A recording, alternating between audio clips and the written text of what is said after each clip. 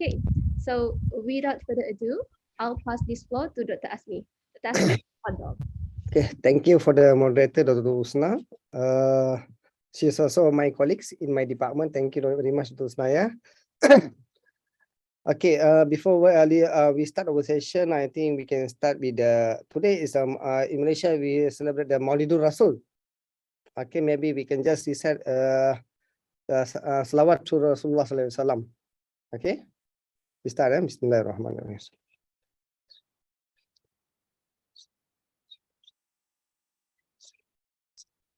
Amin amin rabbil alamin. Okay, let me share my screen over here.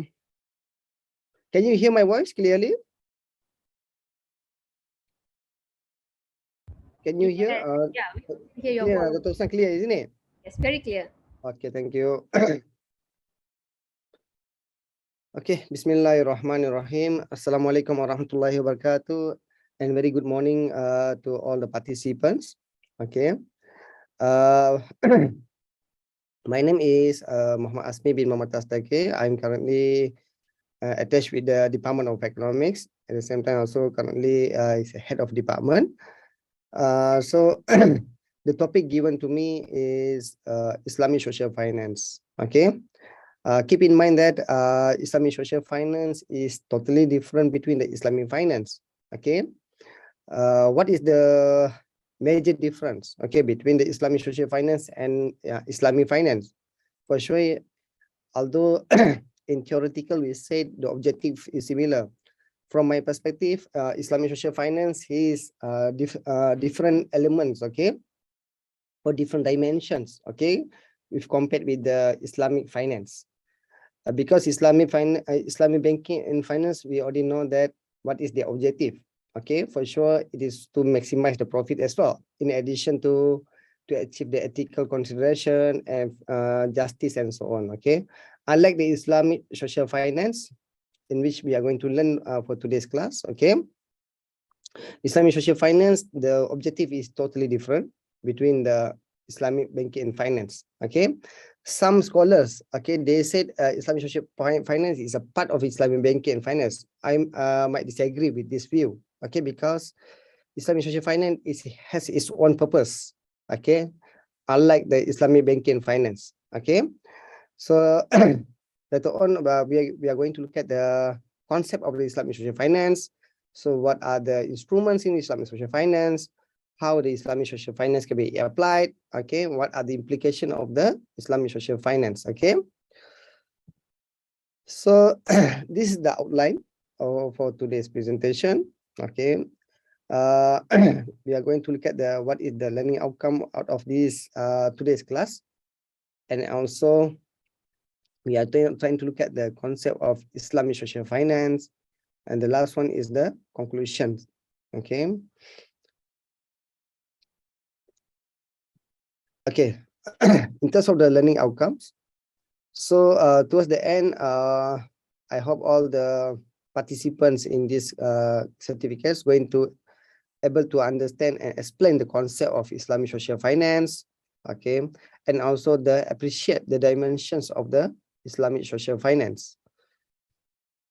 So for the Islamic social finance, as we already know that Islamic social finance is already there since many years, okay, and then it has been instrumental in the elevation of the poverty and socio-economic development for about 1,400 years ago, okay, during Prophet Sallallahu Alaihi Wasallam's time, and continued during the Caliph's time, and then it is continued up to today. Okay, so in the past we already know that this Islamic social finance, okay, which is such as I assume that all of you know about the concept of Zakat, okay, Baitul Mal, Workoff, okay, this one has been instrumental, okay, in helping the Muslims during those times, okay, Muslim and also the non-Muslim as well. Okay, so what is the Islamic social finance? It refers to the modes of finance that are rooted in the Islamic ethics and intended for achieving and maximizing social benefits. Okay, this is the Islamic social finance. And then basically Islamic social finance is comprised of the traditional Islamic institution based on philanthropy. This is the difference between the Islamic social finance and also Islamic banking finance. The concept of philanthropy is involved under the Islamic social finance, namely Zakat, Saraka, Workoff, and then the recent development is Islamic microfinance, and then we have also Islamic crowdfunding. So the last two is the latest trend, okay, in the current practice of the Islamic social finance.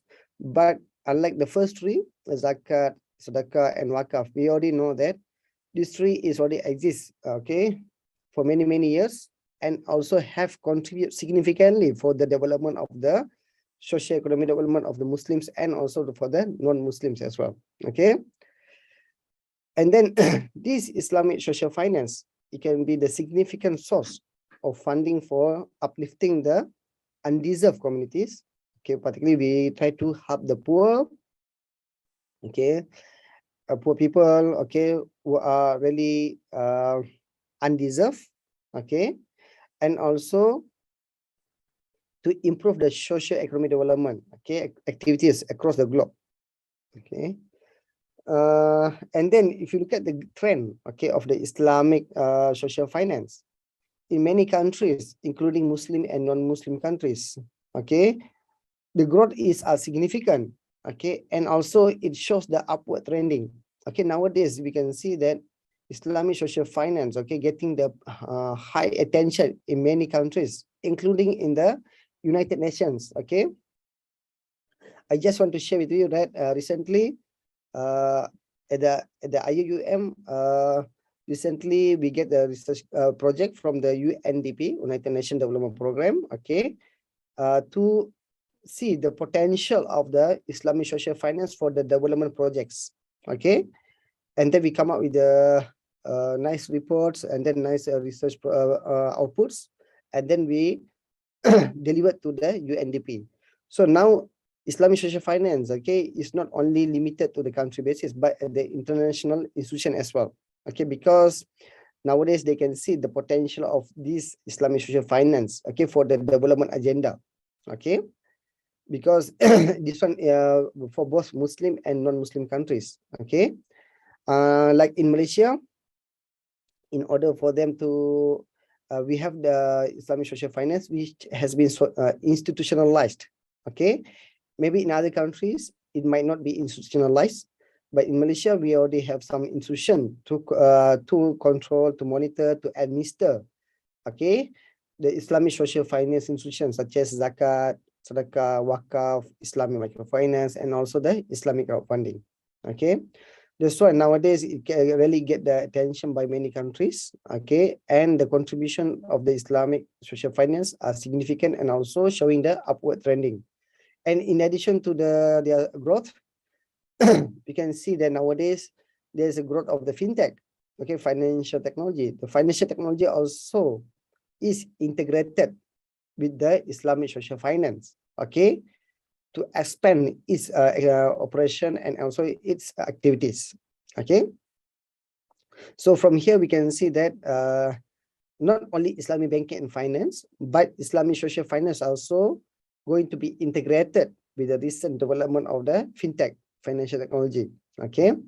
Like in I just shared the case based on Malaysian case, okay, whereby they try to integrate Islamic social finance with fintech such as crowdfunding platform, okay.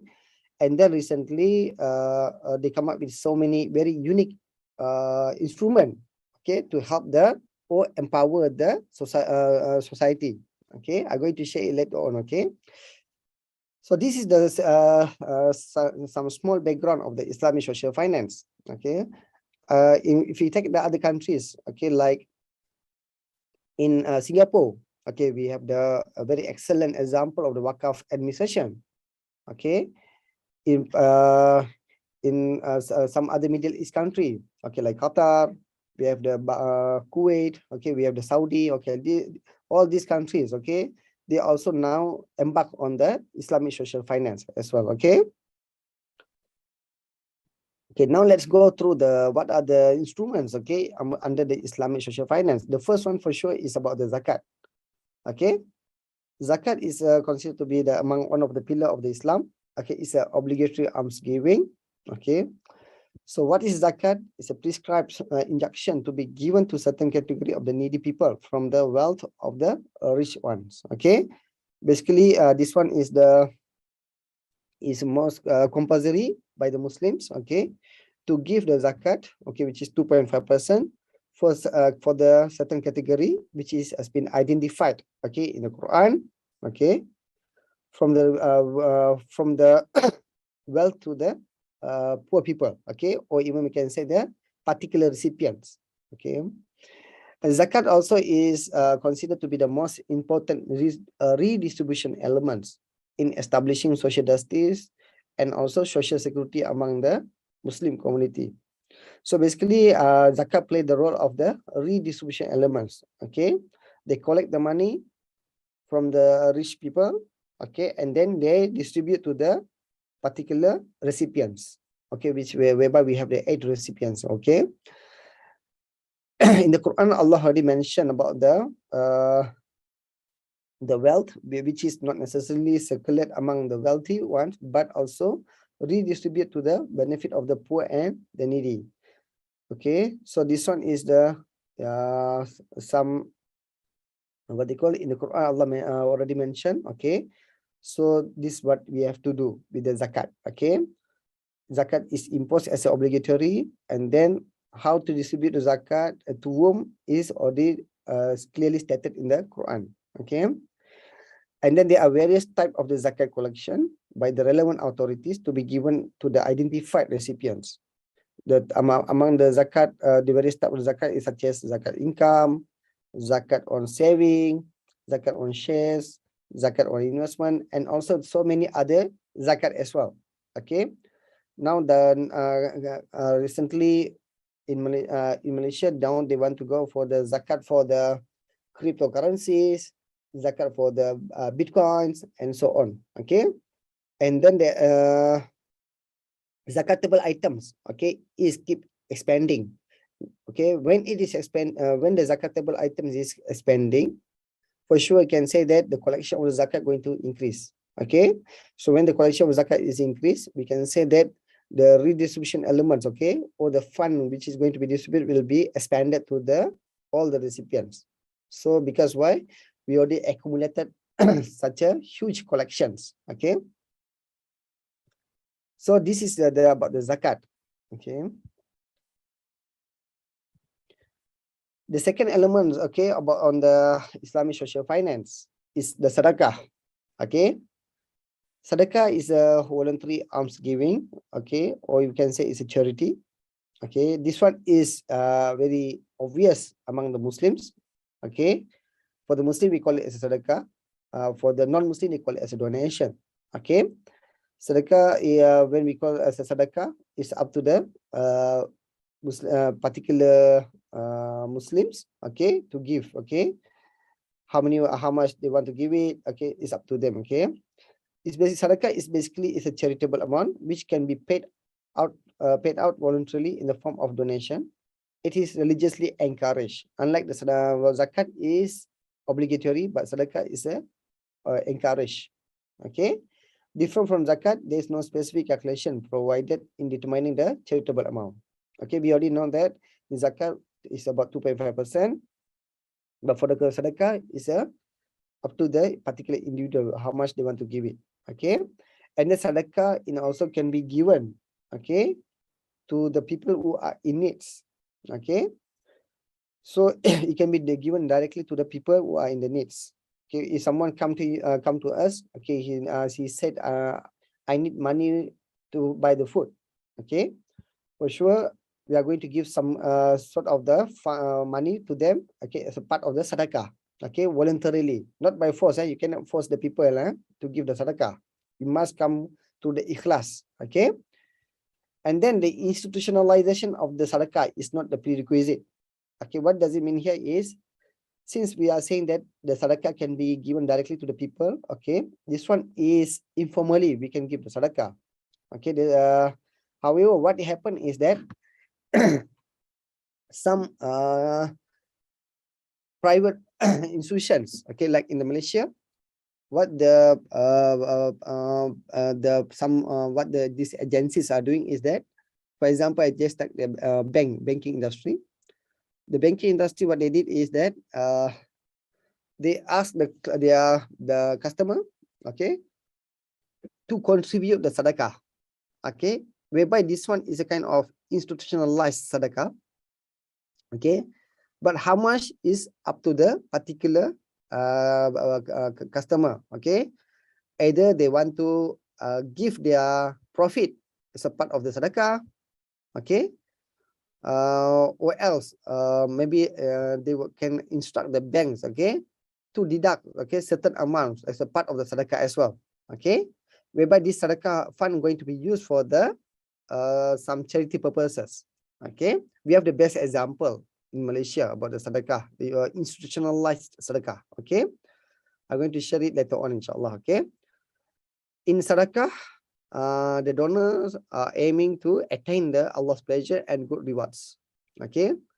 So this under this sadaqah, basically we are going to get the Allah's pleasure, okay, the barakah, okay, and also the good reward and also the satisfaction, okay, because we can help the others, okay, through the sadaqah, okay. Although we already have the zakat, okay, but in addition to zakat, the sadaqah is play the role, okay, and I can say is to enhance our taqwa to Allah Subhanahu wa Taala and also getting His pleasure, okay.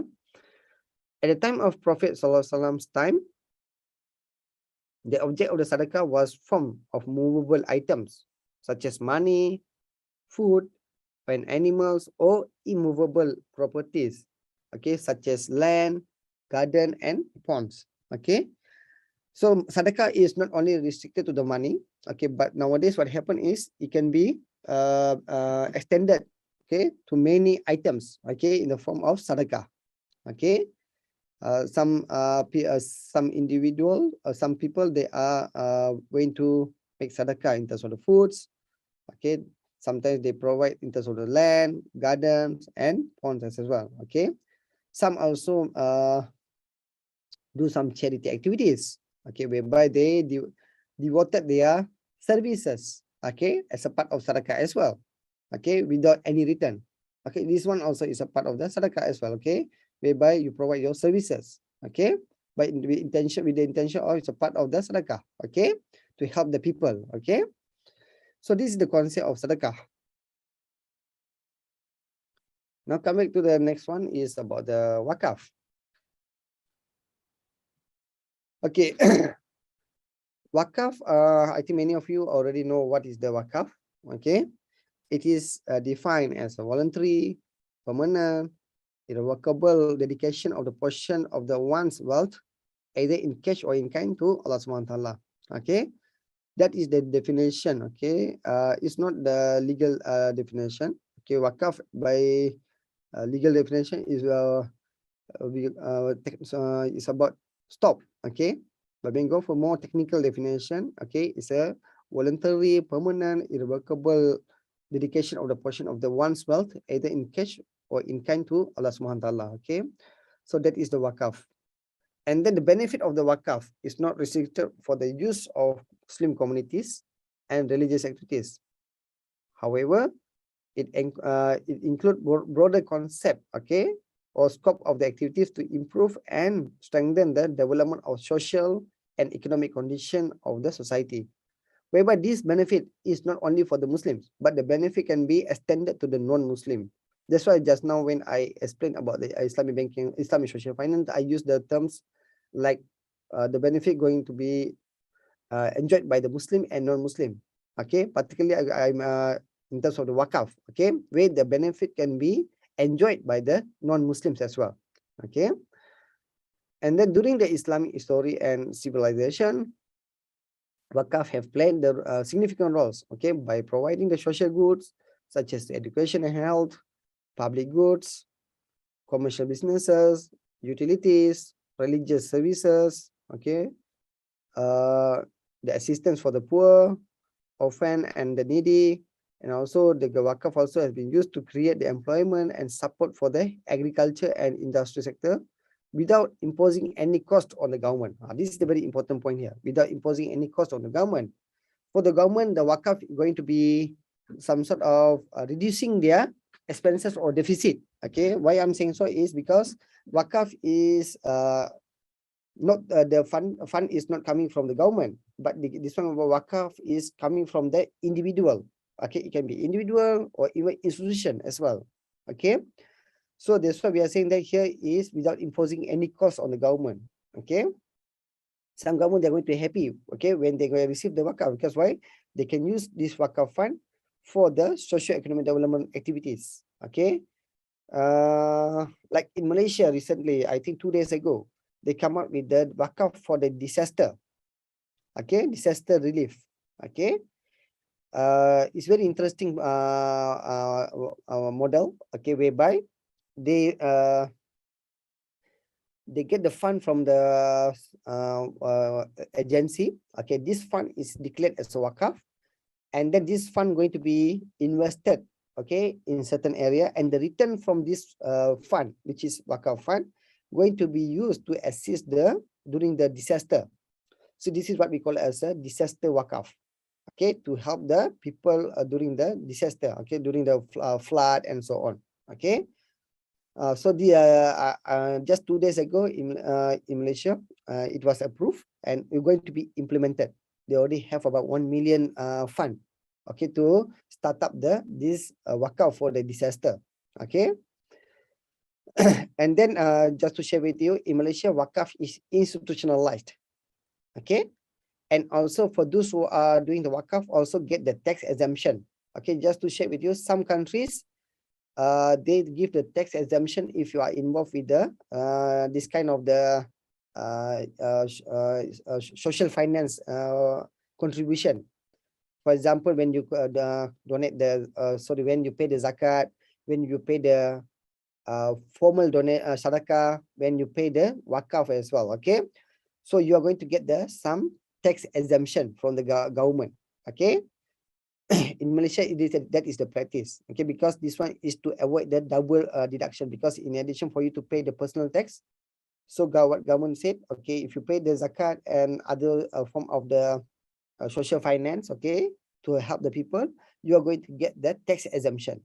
Okay, so this one is also some benefits for those who are paying for the Zakat, Workoff, and so on. Okay, so these are the some of the what they call information about the Workoff, and there are two types of the Workoff: movable assets and immovable assets. Okay, when it comes to the movable assets, the most popular one is, I can say, is about the cash Workoff. Okay, you some say it's a certificate Workoff as well. Okay, these two, okay, which is, but the more obvious one is the cash Workoff.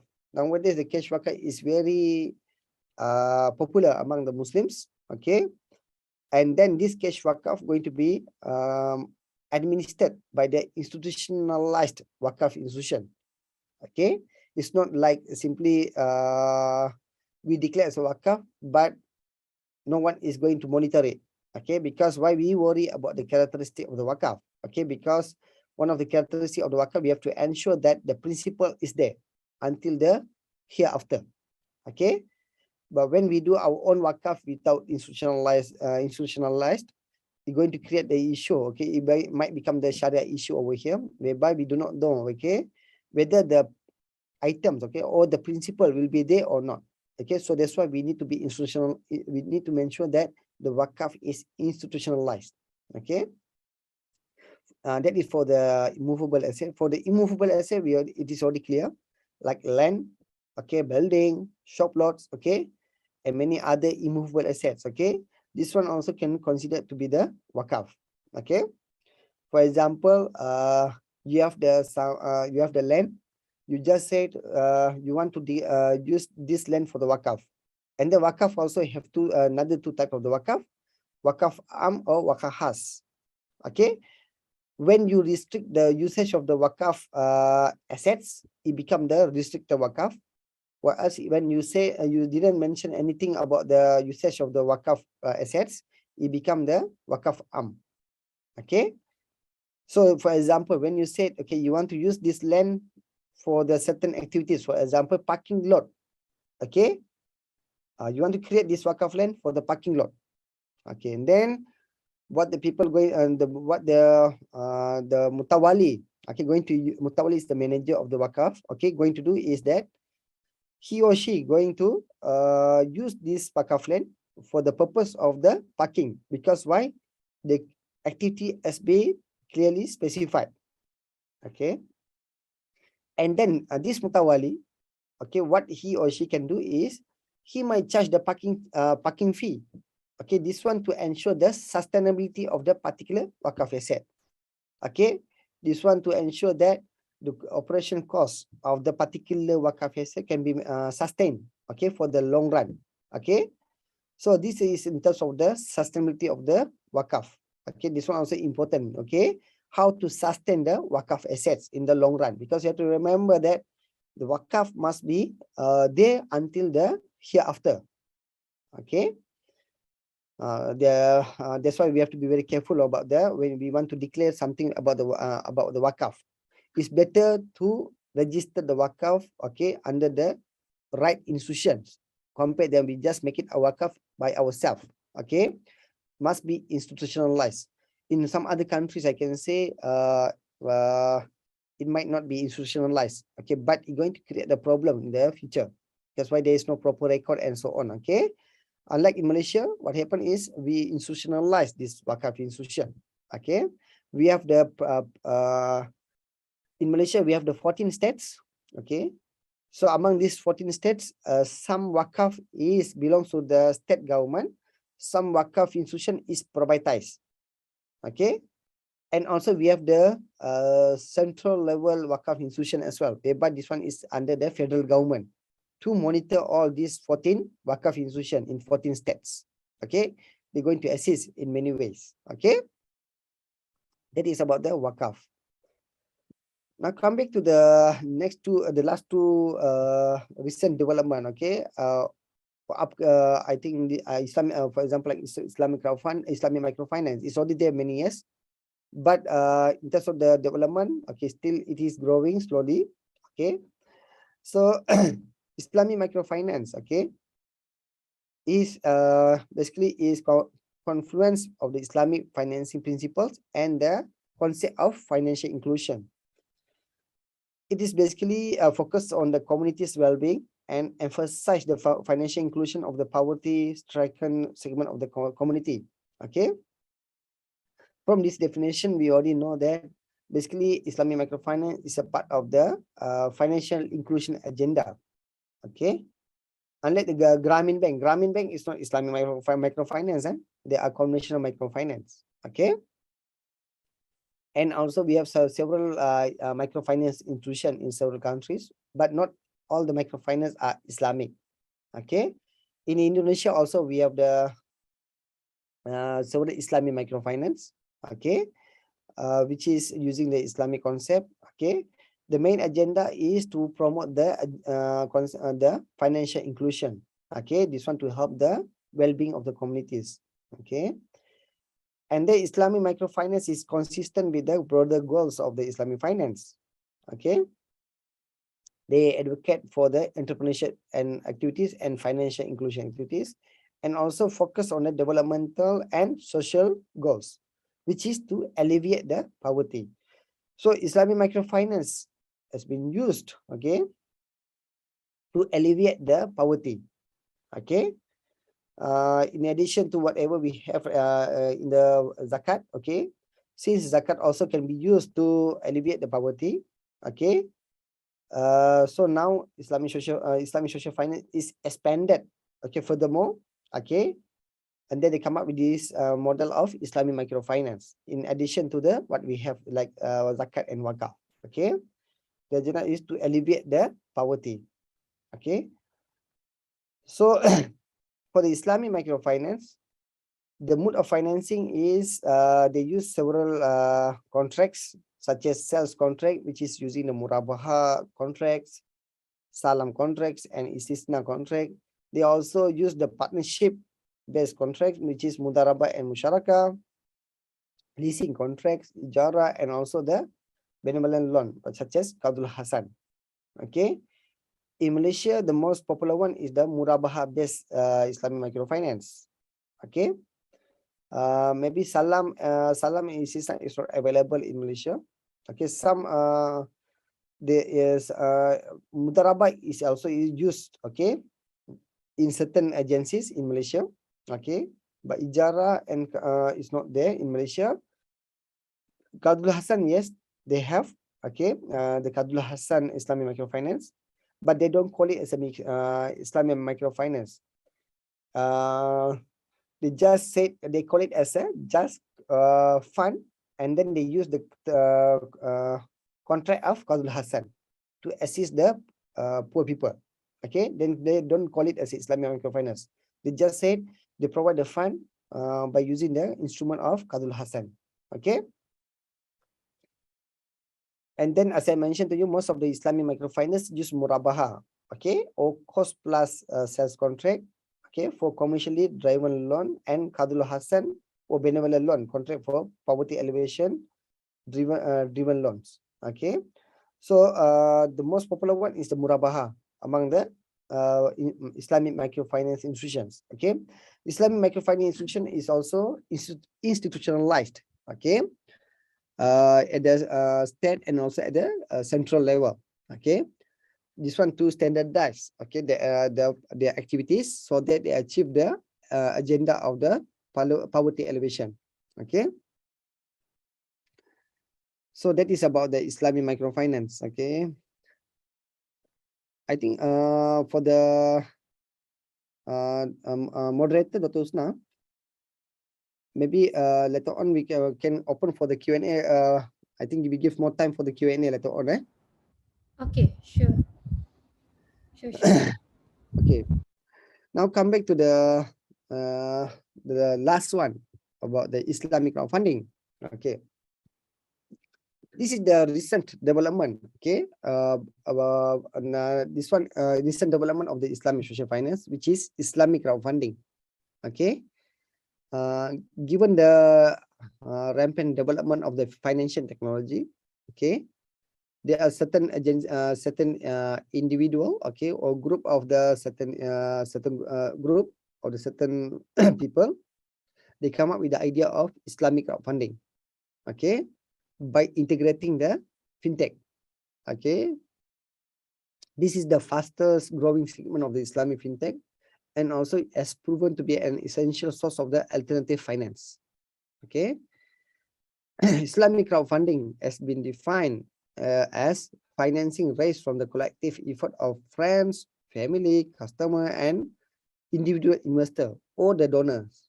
Okay, primarily through the Sharia compliant platforms. Okay, which will be made through the online. Okay, and the Islamic crowdfunding must avoid non-Sharia projects and also the activities. Okay. And then the uniqueness, okay, for this Islamic crowdfunding is the inherent participatory and risk sharing elements. Okay, so here you can participate, like anyone can participate this in under the Islamic crowdfunding. Okay, and also there's an element of the risk sharing elements. Here the risk sharing risk sharing element means that when you invest the capital, okay, under this Islamic crowdfunding, the capital is not guaranteed.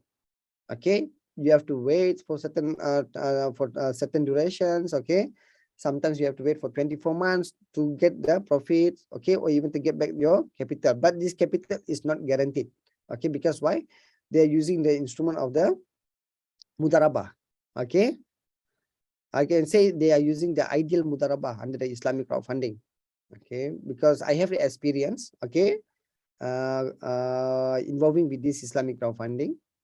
When we make the investment, okay, actually we can say that the capital is not guaranteed. Okay, there's an element of the risk over here, okay, whereby this risk is due to the business activities. Okay, because we know that under the business there's a the profit or there's a loss, so we are involving in the Islamic crowdfunding. And also we are taking the risk, okay, risk that we might lose our capital as well. Okay, that's why I can say they are practicing the ideal mudarabah concept over here.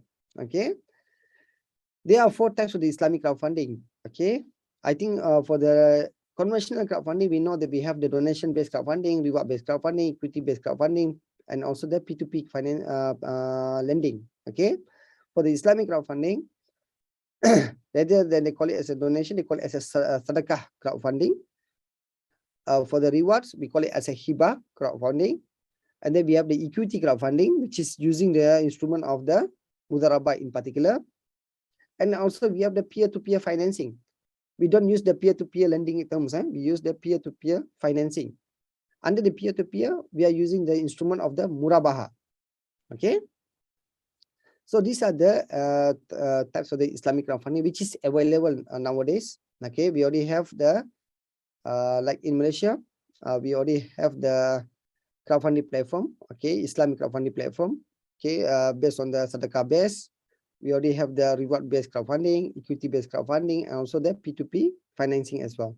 Okay, just to share with you that in the Malaysia, the crowdfunding is also institutionalized and also monitored by the Security Commission of the Malaysia. Okay, this one not under the central bank, but this one is under the Security Commission of the Malaysia. Okay, the Islamic crowdfunding, not only Islamic crowdfunding, the crowdfunding, conventional crowdfunding, and also the Islamic crowdfunding is monitored by the Security Commission of the Malaysia. Okay, and also is institutionalized.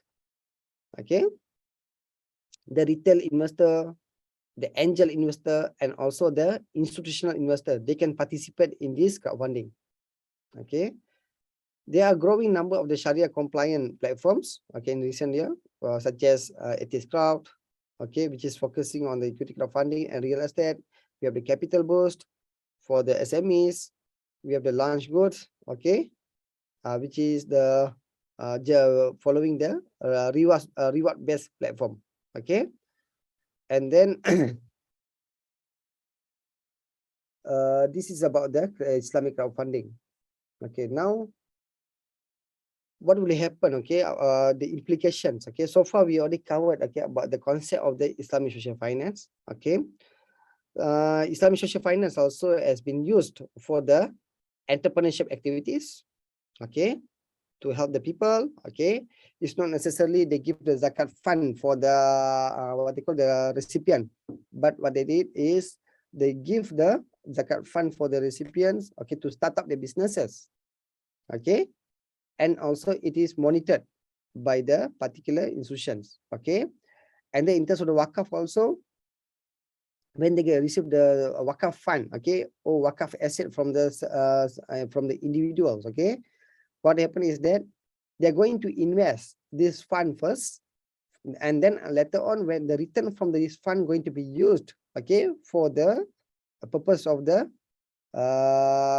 benefit of the recipients. Okay, for example, like in Malaysia also, I just want to share some of the experience in Malaysia. We also have the Workoff corporate, okay, corporate Workoff. Okay, corporate Workoff is whereby some of the private companies, they declare their shares, okay, as a Workoff.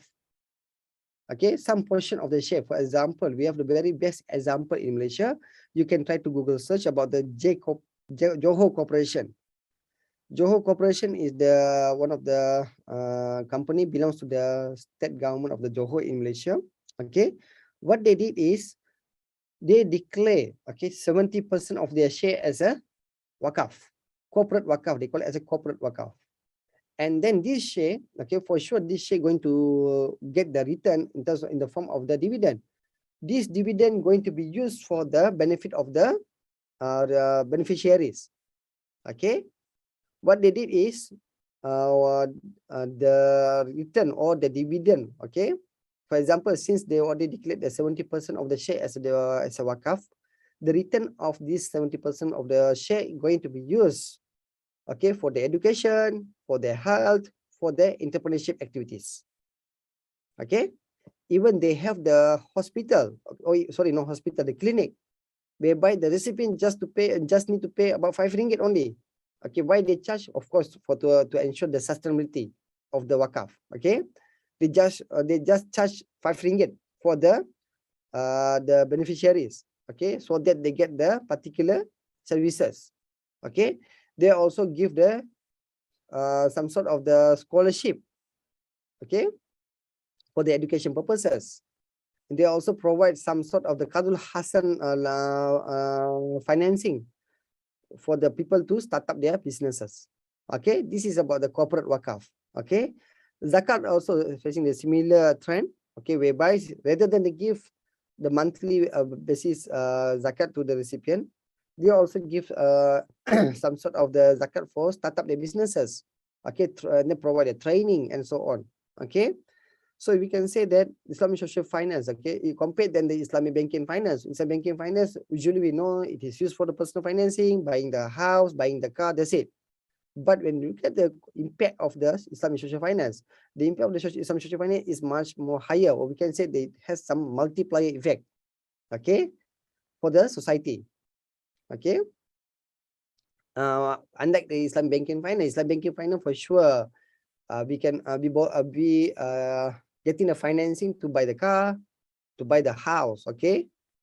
But when you look at the scope of the Islamic social finance, the scope must be higher, okay, in terms of the socio-economic development of the society, okay, whereby the individuals, okay, can enjoy the benefits, okay, from out of this Islamic social finance, okay, including the poor people, fakir, okay, fakir, okay, for example, one of the recipient of the zakat is a fakir, okay, they also can enjoy the benefit of the zakat.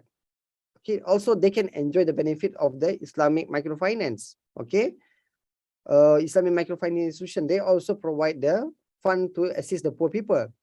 Okay, but before they give the fund, for sure they are going to give some training for the poor people. Okay, so that these poor people have some skills before they give the fund.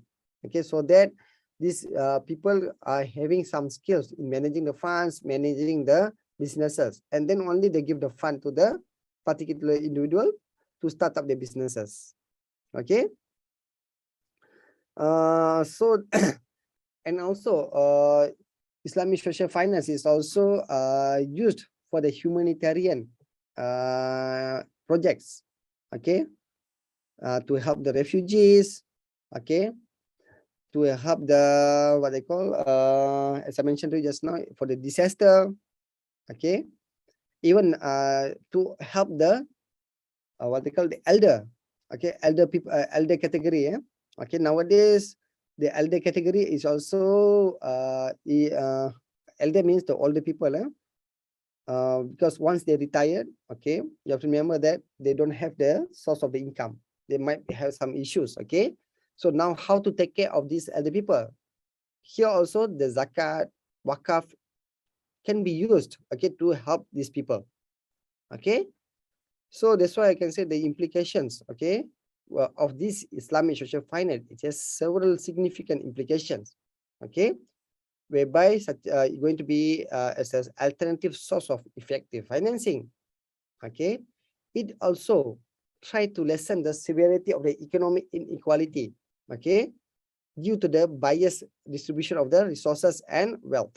Okay, it's going to help you to lessen the economic inequality. Okay, and also to protect the weak and vulnerable segment of the society in particular. Okay, and also I use this term of vehicle. Okay, Islamic social finance is also considered as a vehicle for the long-term social improvement. This is aiming for poverty alleviation and also bring some social impacts. Okay, and also it is considered to be the enabler for the socio-economic development projects and also the activities. Okay, so these are some of the implications, okay, from the examples that I give it to you just now. So from the example, we can derive some of the implication of the Islamic social finance. Okay, so these are the examples of the Islamic social finance in practice. Okay, I think you can just try to Google later on. Okay, Google, do the Google search about this, all these example. For example, in terms of the Saraka, okay, we have the Saraka house. I give the example by using the Malaysian case here. So in terms of the Saraka house, okay, which is implemented by the Bank Islam Malaysia Berhad. Okay, we have the Bank Islam Malaysia Berhad in Malaysia. They come up with the idea of Saraka house. whereby their customer can contribute the Saraka fund. Okay, and then this Saraka fund going to be used for the education, even for the health. Okay, yeah, so far this and also for the entrepreneurship activities. Okay, many of the institutionalized agencies, they focus on the health, education, and also for the entrepreneurship activities. And then what happened is that this bank going to ask the customer whether they are agree to transfer their dividend or return to the as a part of the Saraka. You know, we as a customer, we usually we are going to get the profit, isn't it? Every month we are going to get a profit. Maybe we get 25 cent, 2 ringgit 50 cent per month, isn't it, from the bank? So this 2 ringgit 50 cent or 25 cent going to be transferred as a Sadaqah. You try to imagine if an individual contribute 2 ringgit 50 cent, for example, and then they have the customer of, let's say, 500,000. So you can see the implication, okay, from 2 ringgit 50 cent from an individual, and they have the 500,000 of the customer. How much they can get this fund, okay, and a month, and then per year. So you multiply by 12. Okay, so try to imagine how much money they can get it from this Saraka house. Okay, the good thing is this Saraka house is very transparent. Okay, whereby they are going to report all the activities, and also they also appoint certain institution. Okay, for example, they might collaborate with some university to pay their tuition fee. Okay, they also collaborate with some entrepreneurship agencies. Okay, they give some startup fund. Okay, for the some entrepreneur. Okay, and also they also provide the fund for the some government hospital to buy the health facilities as well. Okay, so this is the way how the Bank Islam is doing. We have the Saraka house. You can try to Google search about Saraka house. You can see the implication of the Saraka house. Okay, and then we have the Islamic crowdfunding, which is called as a ETIS crowd. This is the first Sharia compliant equity crowdfunding. Okay, and the company was actually in the Singapore, but they operate their activities in Indonesia, and now they are registered officially in Malaysia. Okay, they are the first Islamic crowdfunding, okay, getting the license in Malaysia. Okay, they are also involved with the real estate investment. Okay, they're also involved with the entrepreneurship activities, and then they're also involved with this Sadaqah crowdfunding platform. They also this crowd also have the global Sadaqah crowdfunding platform. Okay, global Sadaqah crowdfunding platform is belongs to the ETIS crowd. Okay, where they also accept that this global Sadaqah platform is to cater the need of the global global people. Sadaqah house is at the local. Okay, they taking care of their own local people, but global Sadaqah is open for anyone, okay, from different countries to raise their fund in the form of Sadaqah. Okay, and then we have the Islamic microfinance such as Amanah Ikhtiar Malaysia. We have the Amanah Ikhtiar Malaysia, Akhuwat in Pakistan. Okay, they are, and also we have some other in Indonesia also. Okay, in Bangladesh also they have the Islamic microfinance. Okay, so these are the example of the Islamic microfinance, but most of them they are using the instrument, as I mentioned to you just now, is murabaha instrument. Okay, and then we have the Wakaf institution. Okay, like in Malaysia we have this Perbadanan Wakaf Selangor. Okay, this one is a privatized Wakaf institution in Malaysia. Okay, we have the Wakaf An-Nur. This one, as I mentioned to you, also is this one is also privatized Wakaf, and also we have the Wakaf Yayasan Wakaf Malaysia is a national agency of the Wakaf. Okay, whereby they administrate Wakaf as well. At the same time, they also assisting the Wakaf in the state as well. Okay, so these are the examples, okay, of the Islamic social finance in practice. This one I use the Malaysian case, okay, but we have many other examples in many other countries as well. Okay. My area is about the Islamic social finance. Okay. I have published several papers, okay, using the Islamic social finance instrument, okay, in assisting the, for example, in assisting the entrepreneurs, okay, how the Wakaf can be used to assist the entrepreneurship activities, okay, how crowdfunding or Islamic crowdfunding can help to develop the Wakaf as well, assets as well, okay. And then also we have the Islamic microfinance integrated with the crowdfunding, okay. So these are the research that I have been done recently, okay. And then I found it is very interesting, okay, to come up with several model, okay, to expand the application of the Islamic social finance in practice, okay. And then this Islamic social finance is also highly demanded by the some private institution as a part of their CSR activities, okay. For sure, they if they involve with the Islamic social finance activities, for sure they get the tax exemption, okay. But as a part of the CSR activities, they're also involved with these ISF activities, okay, whereby they donate their money rather than they spend their money for their CSR activities. They declare their money as a part of the Wakaf, and this Wakaf fund can be used, okay, for continuity activities. Okay, because why you have to remember, when you declare as a Wakaf, the principal must be retained. Only the return can be used for financing their activities. The principal must be retained, okay, forever and ever. Okay, but some people, what they did, once they receive the cash Wakaf, they convert this cash Wakaf in the form of asset as well. Okay, there are some agencies, they do like that, okay, whereby once they raise the cash Wakaf, they convert this cash Wakaf in the form of asset as well, if movable asset.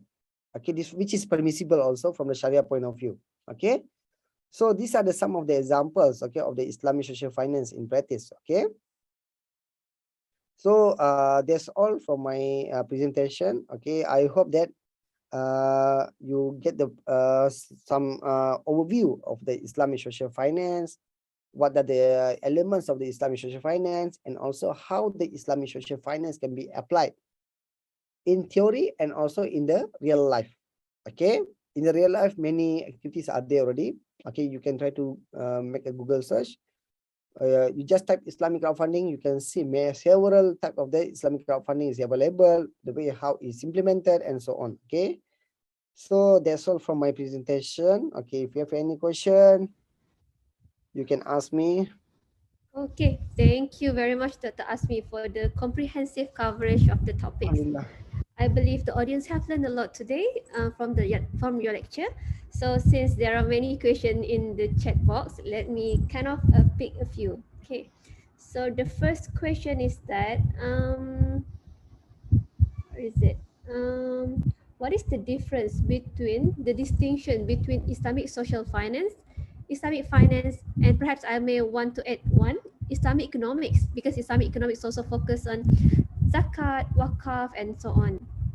Okay, thank you, Dr. Husna, for these questions. Okay, in terms of the differences between Islamic social finance and Islamic banking finance, as I mentioned to you, although in the theory we might see it is similar, okay, whereby to achieve the equity distribution, to achieve the justice and so on, but the objective, okay, the real objective, okay, of the Islamic finance and Islamic social finance is totally different. Okay, Islamic finance is a commercially driven, okay, unlike the Islamic social finance is non-commercially driven. Okay, it is not for the profit oriented, but it is more about the to help the society. Okay, like zakat, wakaf. Zakat cannot be used for the commercial purposes. Okay, it must be used to help the needy people. Okay, which is the identified recipients, similar to the wakaf, similar to the Islamic microfinance. So we already know in terms of the objective. Okay, clearly we know that Islamic finance and Islamic social finance in terms of the objective is clearly different. Okay, although in theory we might say, but when it comes to the application, when you say about the Islamic banking and finance, Okay, although some scholars they said Islamic social finance is a part of Islamic banking finance. I disagree with this idea. Okay, because why? The objective is different. Okay, but you cannot do anything because they have different understanding. Okay, but my stand is Islamic social finance, it has its own objective. Okay, which is, as I mentioned to you, to achieve the social benefits. Okay, and also it is not commercially driven. Okay, institution. Okay, like Sadaka. Sadaka also you cannot use for the commercially driven activities. Wakaf also, because otherwise the nature, okay, the philosophical foundation of these institutions, okay, going to be divert. Okay, unlike Islam banking finance, in theory we know that, okay, they want to achieve the equity distribution, they want to achieve the fair distribution and so on, but not everyone can access to it. Okay, and they have several type of the what they call evaluation for the particular individual. Okay, and also they have their own instrument. Okay, for example, to if you want to buy the house, okay, you have to go using this what they call tawaru contract. Okay, just to share with you, so far none of the Islamic social finance institution using the tawaru for their activities. Okay, throughout my when I did my research, never. Okay, it's only applicable for the Islam banking finance. Okay, that is different. But when it comes to Islamic economics is a fundamental, it's a worldview. For the Islamic social finance, is we must use, okay, Islamic economics, okay, as a fundamental or worldview. Okay, for sure, we have you like Dr. Usna mentioned, we also have the Zakat, but it's because in the Islamic economy we have the redistribution elements. Okay, it's a part of the particular topics about the redistribution element. It's a fundamentals. Okay, we must have the Islamic economics as a fundamental worldview for us to go along with the Islamic banking finance and also Islamic social finance. Okay, I hope I answer the questions. So the second question Dr. Asmi, this is from Salma Ismail. She wanted to know the examples of movable asset converted from cash wakaf. Movable. Okay. Okay. For example, like in Malaysia, what they did is once they collect the cash wakaf, okay, they convert the cash wakaf into the immovable asset, such as they try to establish the school, religious school. Okay, even just to share with you, in Malaysia, they even convert some of the cash wakaf to build the hotel, Sharia hotel. They call it as a Sharia hotel. Okay, so these are the examples. Okay, sometimes they can convert this cash wakaf, okay, into the building the shopping lot, or even they can build some business premises, and also once they build the business premises, they can rent it out. Once they rent it out, they have the sustainable income to maintain the operation of the particular premises. So that's the way how they convert it. Okay. So this is like from Ade Diran. He just want to request that is it possible for you to share your papers, because he wanted to know the details of your work. Okay. If I share it now, now what is it? Do we have the time? No, I mean, he wanted to know all your papers. I think perhaps you can just,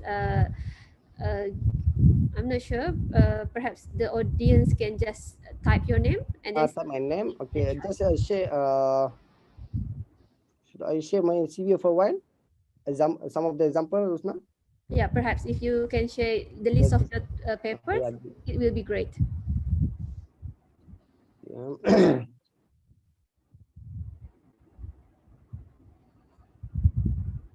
Okay. This one. Okay. Wait. This one is the what they call the conference paper. Okay. This one. Okay. 2016. I start expanding in 2016. Many papers. Sorry. Okay. This one. Starting in number 7. Basically, I developed the cash wakaf investment model for the micro enterprise. Okay, and also cash wakaf model Okay, as for alternative source of financing. And then we have the investment account platform, okay, in Malaysia. Okay, and then what else? And then also crowdfunding Workoff model. This one to assist the Workoff institution to raise the fund for the Workoff projects. Kak Asmi, I think we cannot see the list of your paper. Is it Yeah, the cannot see any. from the my CV? Okay. I think perhaps the audience can actually just Google's your name. Okay. Sorry, because maybe sorry. Oh, okay. You didn't share your screen. That's Yeah, I why didn't share. Sorry. I'm Sorry. Yeah. searching for Allah. it. Okay. Okay. Very You can see good. here. Okay, this is the using of the integrated cash Wakaf microfinance model as a source of financing. Okay, we also developed the cash Wakaf model for the micro enterprise in Malaysia. We also developed crowdfunding Wakaf model. Okay, for the Wakaf development projects. Okay, and then we also developed cooperative Wakaf model. Okay, this one using the cooperative models. Okay, we integrate with the Wakaf to develop the Wakaf land in Malaysia. And then also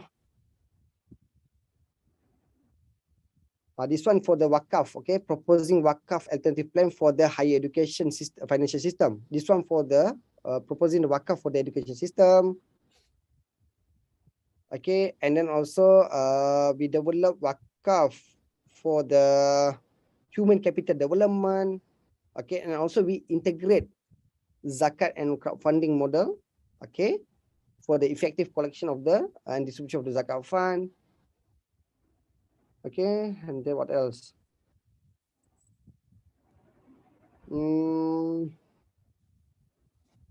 Recently, okay, this one we developed the Sharia compliant equity based crowdfunding for the entrepreneurship development in Malaysia. Okay, which has been published in this journal. Okay, and then yeah,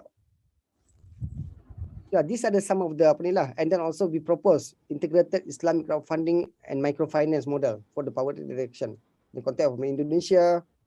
Okay, I think the audience can just just search your to name in the Googles. search and then you can get a, if you need any paper, you can just try to what they call try to message me, okay, or email me so that I can just try to share with you all the paper, inshallah. If you need any papers, okay, inshallah. Okay. So another question is that what is the this is from, okay, no names here. What is the difference between crowdfunding and cryptocurrency? Or basically this audience want to know the relationship between these two. Okay, I think crowdfunding is a platform, okay, online platform to raise the fund. Okay, that is the crowdfunding. Okay, it's an online platform to raise the fund. Okay, unlike for the cryptocurrency, is a kind of the digital currencies. Okay, whereby they use the element of the crypto, even they use the element of the Bitcoin.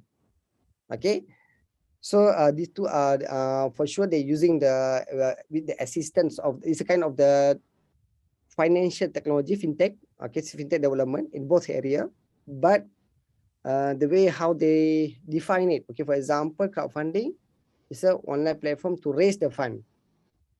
Okay, but when it comes to the crypto, is a kind of the digital currency. Okay, nowadays even there are some movement to declare the some cryptocurrency as a wakaf as well. Okay, there's some movement to declare the some cryptocurrency or Bitcoin as a wakaf as well.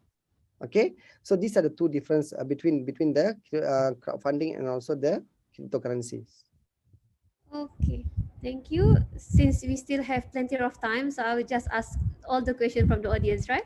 Okay, so this is from Abdul Kadiri. He wanted to know, can Wakaf be termed as third sector of our economy?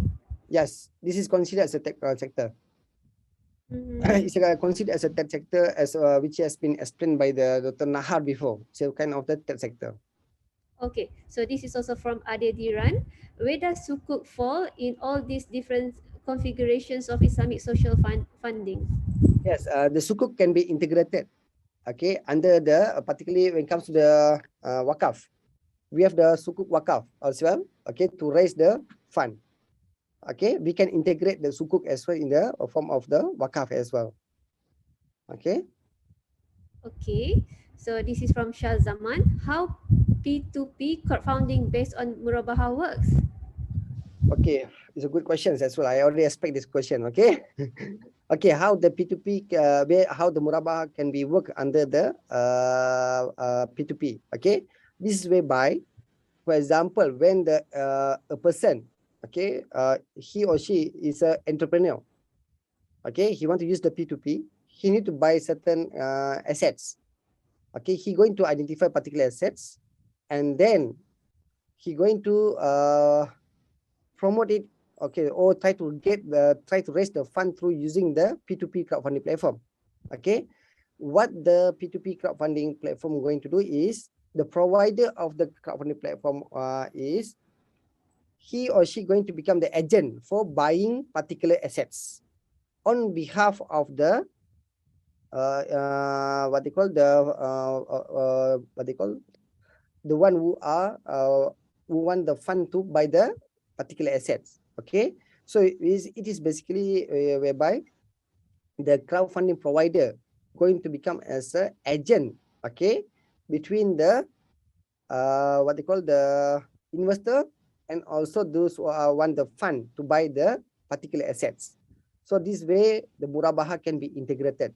They're going to buy on behalf of the what they call the project owner or those who want to buy the particular assets. Okay, and then once they buy it, for sure they're going to adding on the profit margin, and they're going to declare to the particular what they call the project owner or those want to buy the assets. Okay, this is the amount that you have to pay. Okay, so and then if he or she is agree, and then the murabaha is executed, and later on they have to pay the return or profits, okay, to the particular platforms. So that's the way how the murabaha is operated under the crowdfunding platform. Okay, thank you. So I will keep asking question, right? Okay. Okay. Can microfinance loan be given by charging a minimal service charge to overcome the expenses of the institution? Uh, Microfinance or Islamic social finance? Microfinance. Yeah, microfinance, they are going to charge for sure. Even if they give the Kadul Hassan loan, okay? This is our recent experience. We have one of the state government agencies in Malaysia. I don't want to mention which one, okay? We recently, last month ago, we tried to interview them. They said they give the funding to the people by using the Kadul Hassan, no any charge. And then we quite worried. Okay, how do you want to sustain this fund later on?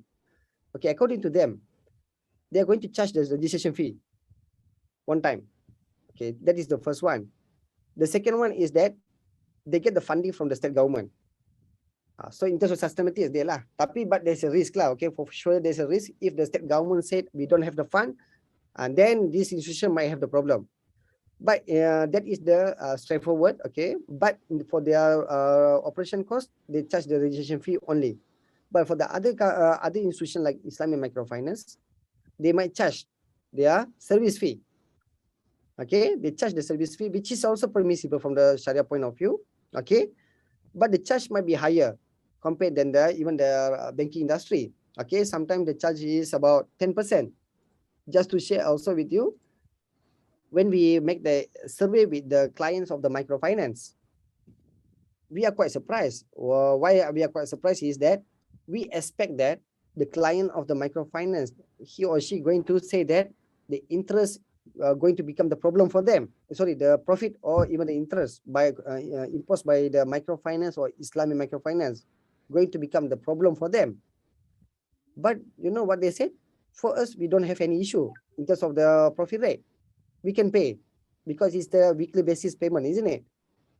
The only thing is they said we lack of the fund. The amount of the fund given to them is not enough. But we can pay. Although it's a 10%, we can pay. But this one is from women because you know that majority of the client of the microfinance, 90% is the woman.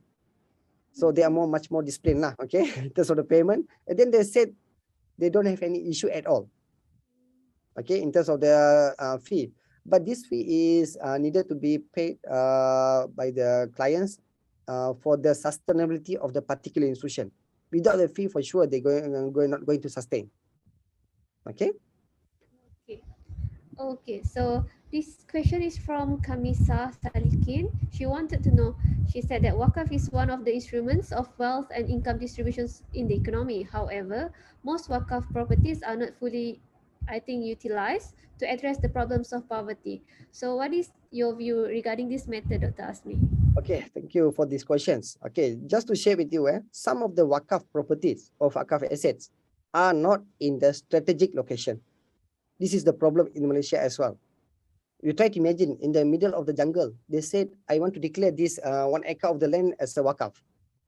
And then those who are managing the Wakaf asset, like in Malaysia, we have the institutionalized agency who are going to managing this Wakaf land.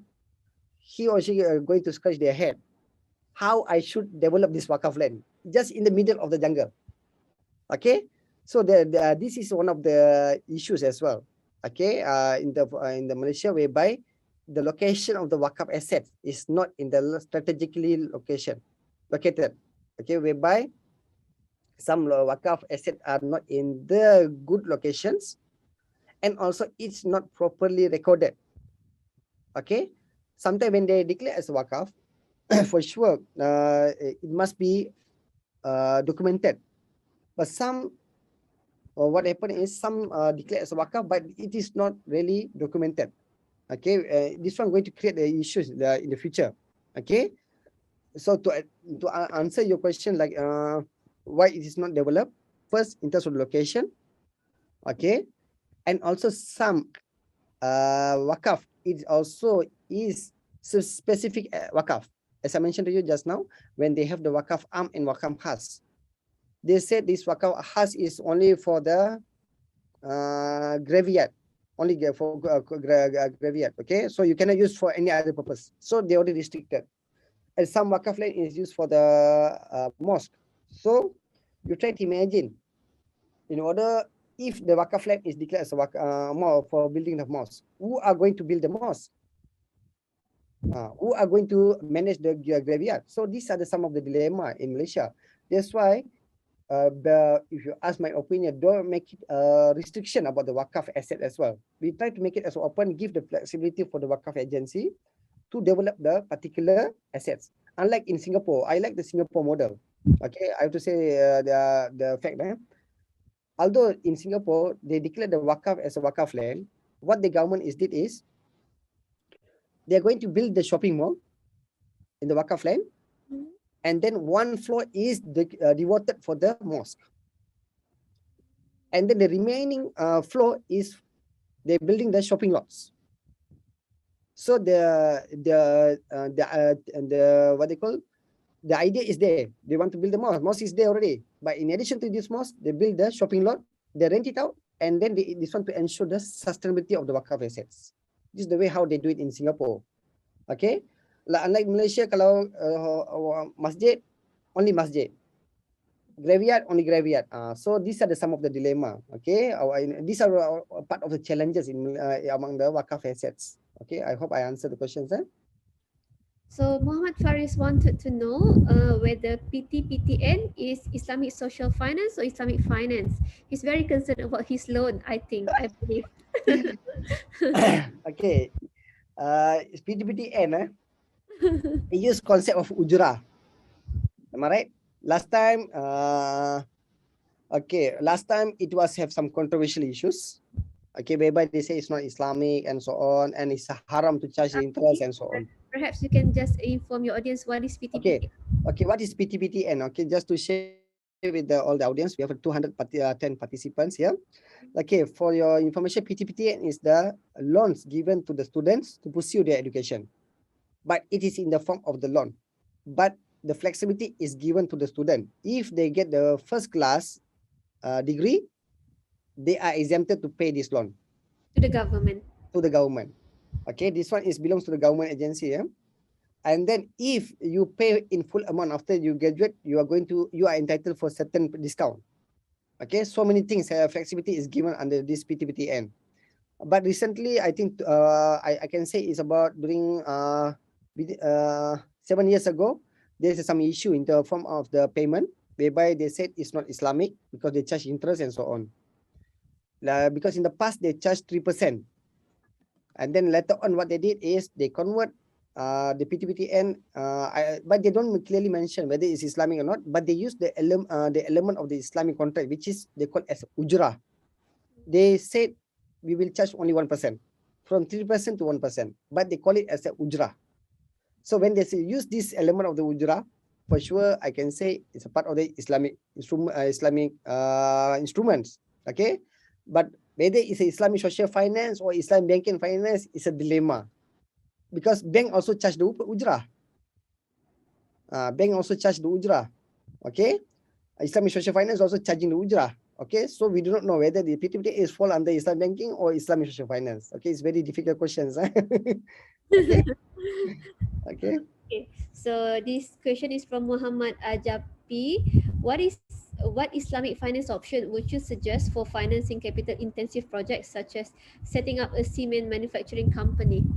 Islamic banking finance or Islamic social finance? Islamic finance option. Perhaps he meant for both. Okay, for the Islamic finance, for sure we can say is for the what they call the more manufacturing intensive, isn't it? Okay, like for example for cement industry and so on, they can use the sukuk, they can use the mudarabah. Okay, even they can use the istisna. This one for the Islamic banking finance.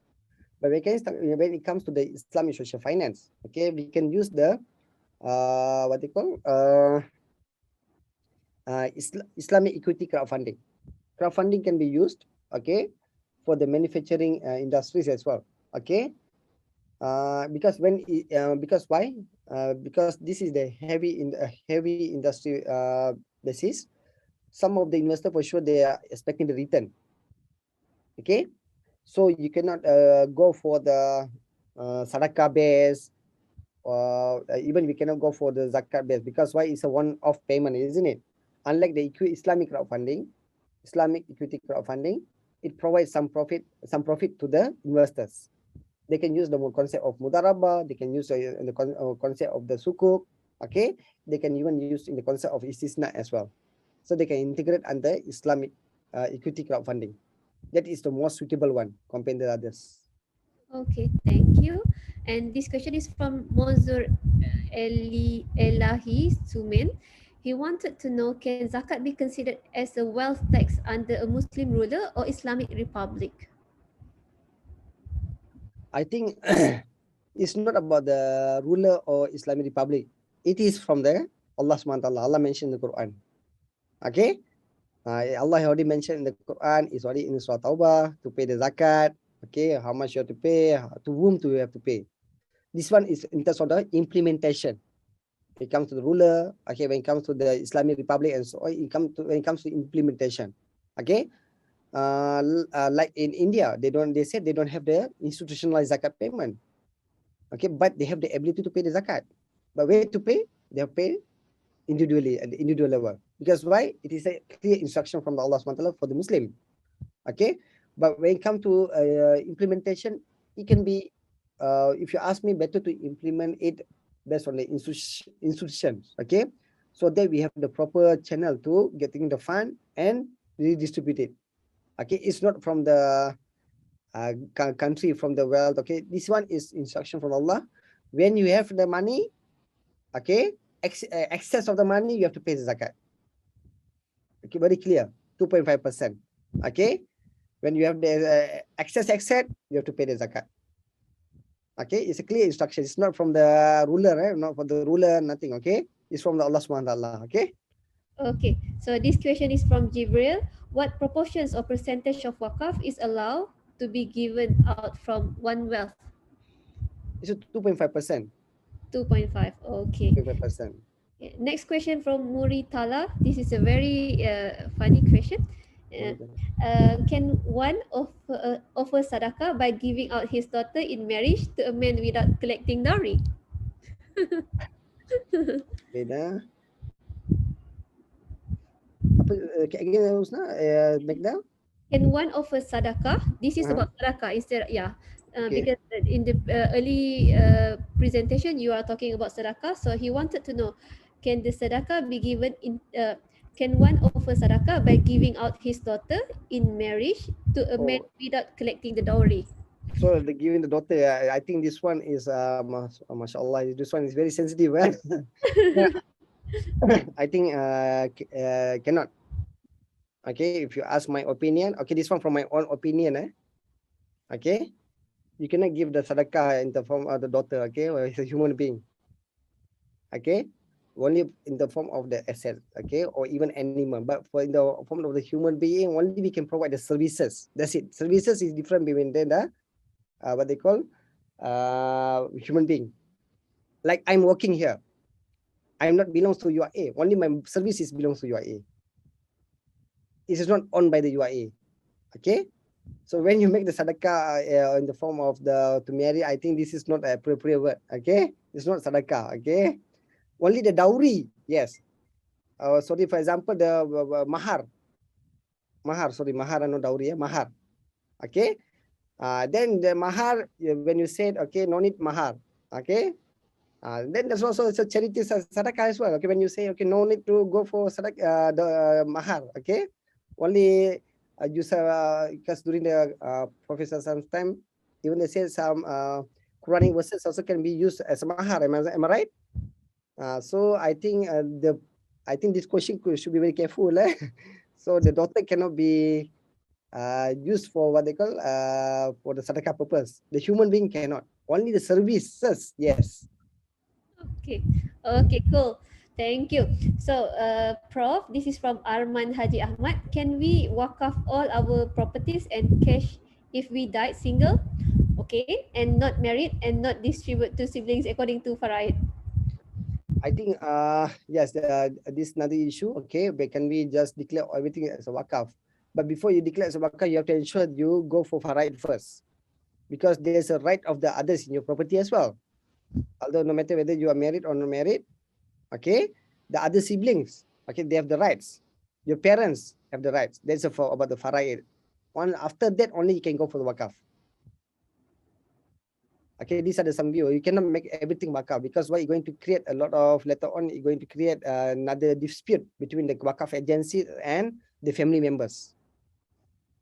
Okay, because the faraid is also is compulsory. Wakaf is not compulsory. Wakaf is the some sort of the options. Okay, it's not wajib. Only the zakat is wajib, but faraid is wajib. Okay. Okay, so we have to distinguish between something which is wajib that And is need to be done by everyone and something which is yes. recommended. Can I say wakaf is recommended? Harun? Yeah, it's well recommended lah. Because why? Because because on this is some one of the what they call, we call as a part of the charity continuity. Mm, Okay, so when we declare as a wakaf, for sure, the what they call the rewards going to be continue forever and ever. Okay, because the reward from our wakaf, zakat, and also sadaqah is different. Okay, only Allah can know, but we already know that the once we declare as a wakaf, the reward is continuous until hereafter. Because why? The wakaf assets or property must be there forever and ever for the benefit of the people. Okay. okay, so this is from Abdul Kadiri. He wanted to know, does it mean that both movable and immovable wakaf can be vice versa in implementation? In the form of implementation, for the movable, okay, some countries, okay, for example, some countries they have some issue in the form of the land, for example. Okay, the best way is just go for the movable assets, because sometimes the land is belongs to the government, for example, it's not belongs to individual. Okay, if this belongs to the government, okay, for sure you cannot declare as wakaf. The best way is through the cash wakaf. Okay, but in some countries they have both options, movable and also immovable. Okay, so When you have the movable as wakaf, okay, for example, cash wakaf, for sure this cash wakaf can be used as a part of the investment, okay, investment, and also you can transform this cash wakaf into the immovable asset as well. There's options given to you in the Malaysia. This is the practice. They can invest or even they can transform it into the immovable assets. So in terms of the implementation, it can be concurrent. It depends on the particular country's policies. It can be concurrent, okay, but it depends on the particular country's punya policies lah, okay. But if you, for example, when you give the cash wakaf to the individual, for example, I donate 10 ringgit to Dr. Husna as a cash wakaf. Husna, this is a 10 ringgit cash wakaf. This one, do you think going to create the issues or not? For sure, going to create the issues later on, because we do not know whether how this Dr. Husna going to use this 10 ringgit wakaf. Because I have to ensure this 10 ringgit going to exist forever and ever until hereafter. You have to ensure that, because it's a concept of perpetuity. Okay, one of the characteristics of the wakaf is the perpetuity. Okay, it must be there forever and ever until hereafter. You can imagine until hereafter, maybe we do not know when is it. So the Husna has to ensure this 10 ringgit is exist forever and ever. How she's going to do? Either she want to invest this 10 ringgit, or even she want to convert this 10 ringgit into the other immovable asset. But you try to imagine if this one is not institutionalized, it's going to create a problem.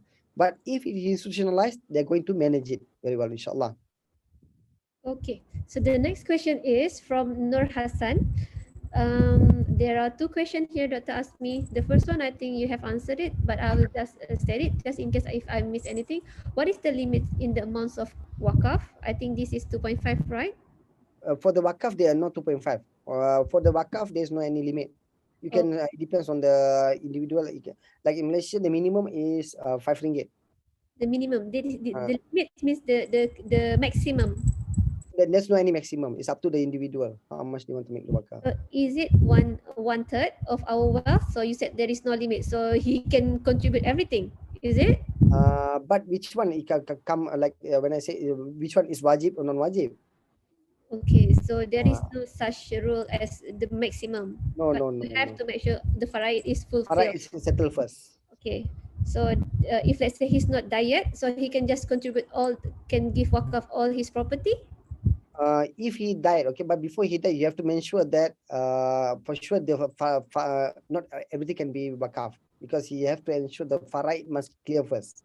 Because if he died and then he declared everything wakaf, and then he died, it's going to create a lot of confusion later on. Because the faraid is not settled, he or she not married. If he married, if he doesn't have the son, it's more going to create more issue. Okay, so for him to settle the faraid first. For example, if let's say he's still alive, he has like lots of money, he wanted to contribute half of his money. Yes, possible? Can. Yeah, possible. Okay, so the second question, can I give my entire book collection or library as a wakaf? Yes, can. He has to think about it. He can use it for himself, is it? Okay, so the next question from Musolihu Majid. He wanted to know if someone is owing a debt and he is ready to pay the debts, but he did not see the person he is owing again. For example, he owed these debts a long time ago, and then once he got the money, he wanted to pay, but he's not around.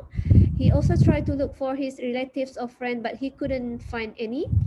So the question is, can he spend that money in terms of wakaf? Like his exact question is that he used the money in wakaf, means that perhaps he wanted to pay the debt in terms of wakaf. I think the most suitable one for this case is Saraka. It's not wakaf. The most suitable one for example, because why is it is a debt that we owe people. But when you make it wakaf, wakaf is not suitable because wakaf is coming from our own property. But this one is a debt. But we cannot find anyone. The most suggested opinion is to make the sadaqah. Or even you just give to the Baitul Mal. Khalas. Settle. Okay, no need to make the wakaf because it's not belong to you. Am I right? Because that is the right of the others. Okay. Okay. Okay, so this is from Salizan. So the person asks, poverty and inequality is increasing after COVID-19. In your opinion, how successful is ISF, Islamic Social Finance, play a role in eradicating this issue, perhaps in Malaysian context? Okay, thank you for these questions. Okay, I can say during the COVID time, that is the best example. Okay, whereby all the Islamic social finance has played their bigger role. Even the scope of the zakat recipient also has been expanded. Okay, the scope of the zakat recipient, because some of them they lose their businesses during this time. Like context of Malaysia, the zakat institution play the role. They provide the food bank. Okay, because why they extend their scope of the recipients. Okay, because during that time many people they losing their jobs. Okay, many people they cannot continue their study. Okay, many people, okay, their punya apa tu income is for sure fall down. Okay, how to help these people? There's even they give the fund, okay, to the mosque as well to help the people. They try to outreach many people during this time. So during this time, the zakat fund has been used extensively during these 2 years in Malaysian context. About how many millions? It's about, I can say about they spend about if I'm not mistaken, it's about 700 million. Okay, only in Kuala Lumpur, I can say it's only in Kuala Lumpur. They spend about 700 million during these 2 years just to assist the people as much as they can. Okay, during this time for sure. Okay, they provide the basic, particularly they will go for basic goods. Okay, they come up with the idea of food banks provided by the zakat institution. They try to go to the mosque in every step. They just deliver all these basic goods, and then the most responsibility is to transfer to those who are the needy, those who are really need the basic needs. Okay, and then for the businesses, okay, they give some cash assistance for them to continue their businesses. Okay, for those who are working as in the private agencies and so on, they give some monthly commitment as well. So during this time, I can say that in the context of Malaysia, the zakat, the social finance particularly, has played a bigger role, okay, in assisting many people, particularly the Muslims. Okay, they provide a lot of funding, as I mentioned to you, it's about 700 million. Okay, only from there, Kuala Lumpur, I just mentioned about Kuala Lumpur. You try to imagine, if you combine whole Malaysia, I can say it's about how many more than billion, I think I can say. Okay, so from our Malaysian experience, the Islamic social finance has played a bigger role during the COVID time. Okay, even for the student also, they give some kind of assistance. Okay, to solve their tuition fees, to continue their daily life, because some of the student they didn't get the fund. Okay, and then for some international students also, okay, they give some funds, okay, to continue their daily life. Okay, so it means there's some I can say some immediate assistance, okay, by the this Islamic social finance institution to help the people during those time. Okay, I hope I answer your other questions, inshallah. Yeah. So I'm looking at Arman's question. So the question is in Bahasa. So I'm trying to look for it. If let's say,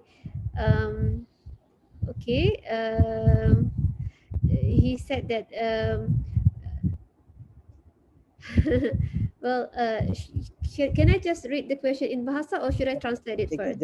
Just read in Bahasa first. Let me try to understand it. Yeah, because I kind of trying to interpret it, but it takes some time. Like, yeah. So, Prof, kalau adik-beradik kita jahat, mak ayah dah mati. Jadi mereka akan free dapat harta benda kita lah, ya. Walaupun masa kita hidup adik-beradik, jahat tu selalu menyusahkan kita dan anak kita. Means that he wanted to ask about the Alright. yeah. Well, okay, I understand the questions. Okay, sometimes we are dilemma. Okay, sometimes among the siblings also, because what they call, they are not in the same like-minded. Okay, there's some issues among the siblings and so on. Okay, but we are seeing at the individual level, this is what Islam asks us to do: try to harmonize the relationship first. Okay, that is the effort lah that we have to do. Okay, we already try put our effort to harmonize the relationships. Okay, but it is up to them. whether they want to accept our advice or not. But we done our job. We already have tried to harmonize several times and so on, so on. And then we also show the good example, okay? But when it comes to the assets, still no matter whether they are bad or not good, still need to go for faraid. Okay, still this one is a kind of the wajib for us to do, no matter whether this is the, because this is the rulings from the Allah Subhanahu wa Taala about the faraid. Some rulings we cannot come up with our own fatwa. Although it's very painful, I can understand, okay, because sometimes they're very bad, okay, they didn't help during the very hardship time, they don't take care of the families. But when it comes to the what they call the faraid, or they are the one who are going to in front, up front, okay, with the intention that they said, okay, I'm here, I am her son, okay, so I have the rights to get the gun. So this one going to be for sure, we have to follow the rules lah. Okay, we have to settle no matter is it our siblings are good or not good. Still have to settle the faraid.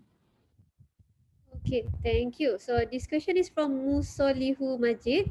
He wanted to know, can the entire family agree in using their inheritance from their parents as wakaf? Yep. If everyone agreed, everyone must agree. Okay. Even if a person just come back to the particular question, the previous question. Okay. For example, if you have 4 siblings, out of these 4, maybe the one is very well off. Okay. We know he no need to any extra assets from even he no need to get any asset from the inheritance. So but we cannot assume, okay, this guy for sure he already well off, he might not need, but we have to get the agreement among the siblings whether you want this asset or not. If he or she says, okay, I don't need, but I transfer all the assets to 3 of you, for example. Same goes to these questions. They can, if everyone is agreed, okay, using the inheritance from their parents as wakaf, everyone must be agreed together, then it is possible to make it a wakaf. It's possible. Okay, but it must be transferred first, and then from there it declared as wakaf. Okay, the transfer must take place first. The transfer of the ownership must take place, and then from there it might considered as a wakaf later on. Okay. Okay, Dr. Asmi, we have actually 10 more minutes to end the session. And I think I have read all the questions from the audience. Well, Okay. we have like about I think almost 40 minutes to answer all the questions. And anything else you want to share to give us the last concluding remarks for your talk? Okay. Thank you for the Dr. Usna and also for all the participants. Okay. Alhamdulillah, I already shared my little what they call knowledge about the Islamic social finance. Okay. They are much experts. Not only I'm not an expert in the Islamic finance, but try to learning and exploring this area. Okay. So I hope that I already convey my knowledge to all of you, inshallah. If you need any further assistance, okay. But I can say that Islamic social finance is going to be the some what they call instruments, okay, for the social economic development later on. Okay, this Islamic social finance can be applied in many dimensions, okay, of the social economic developments. Okay, even it can be applied to the environmental, even it can be applied for the heritage. I can see some of the participants are in from the heritage. Okay, so it can be applied in many contexts. Okay, it's not necessary we have to limit ourselves into the zakat and wakaf. It can be beyond that. Okay, maybe in future might be the different types of the Islamic social finance might come out. We do not know, wallahu alam. Okay, but before that, you also need to do some homework or research. Okay, how to expand Islamic social finance in many other areas that I might do not know. Even Dr. Usna also might do not know. Okay, so better try to expand this area many ways. Okay, you can expand it. Okay, from the micro level to the macro level. Okay, so the opportunity is there. Okay, this one not to condemn the Islamic banking and finance. Islamic banking finance will be there, but their role is just financial intermediaries, as what the commercial bank is doing. Theoretical objective is different between the practical objective. Okay, towards the end, that is my conclusion. I hope that you get some sort of the new knowledge. Okay, inshallah. If you need any further assistance, okay, you can email me.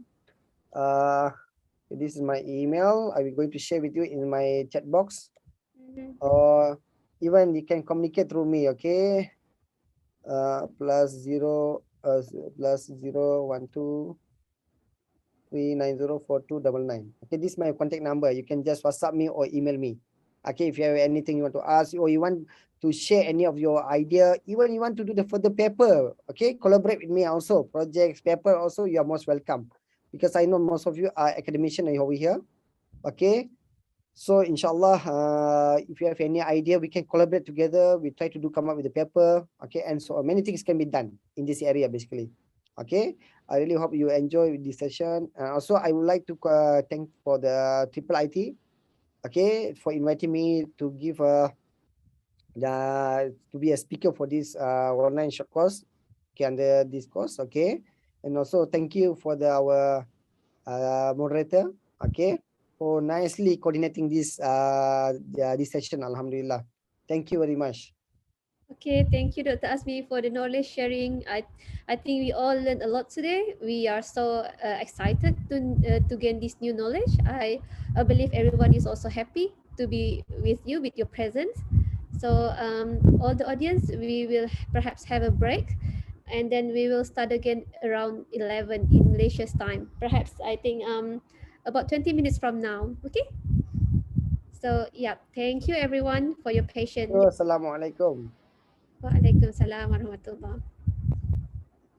To be with you, with your presence. So all the audience, we will perhaps have a break, and then we will start again around 11 Malaysia's time. Perhaps I think about 20 minutes from now. Okay. So yeah, thank you everyone for your patience. Assalamualaikum. Waalaikumsalam warahmatullahi wabarakatuh. To be with you, with your presence. So all the audience, we will perhaps have a break, and then we will start again around 11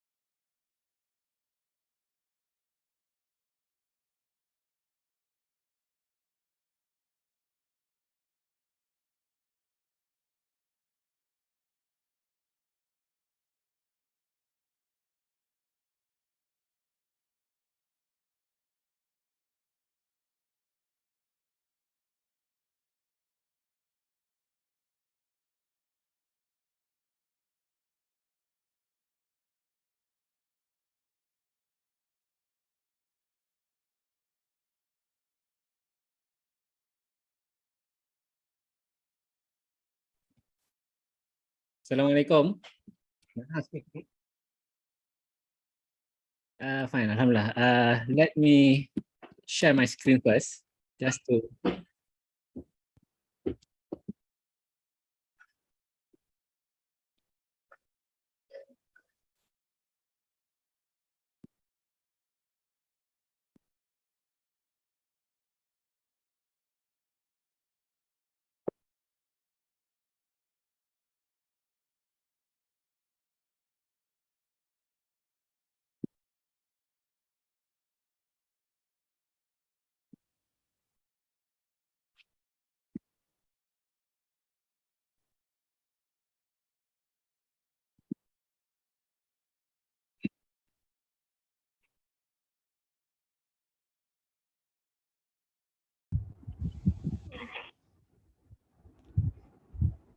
Okay. So everyone can hear me because just now I cannot unmute myself. Okay, cool. Dr. Husna, just to confirm, can you see my screen sharing now? Yes, I can see it. Okay, thank you. It's just that I cannot see your face. Your video is not on.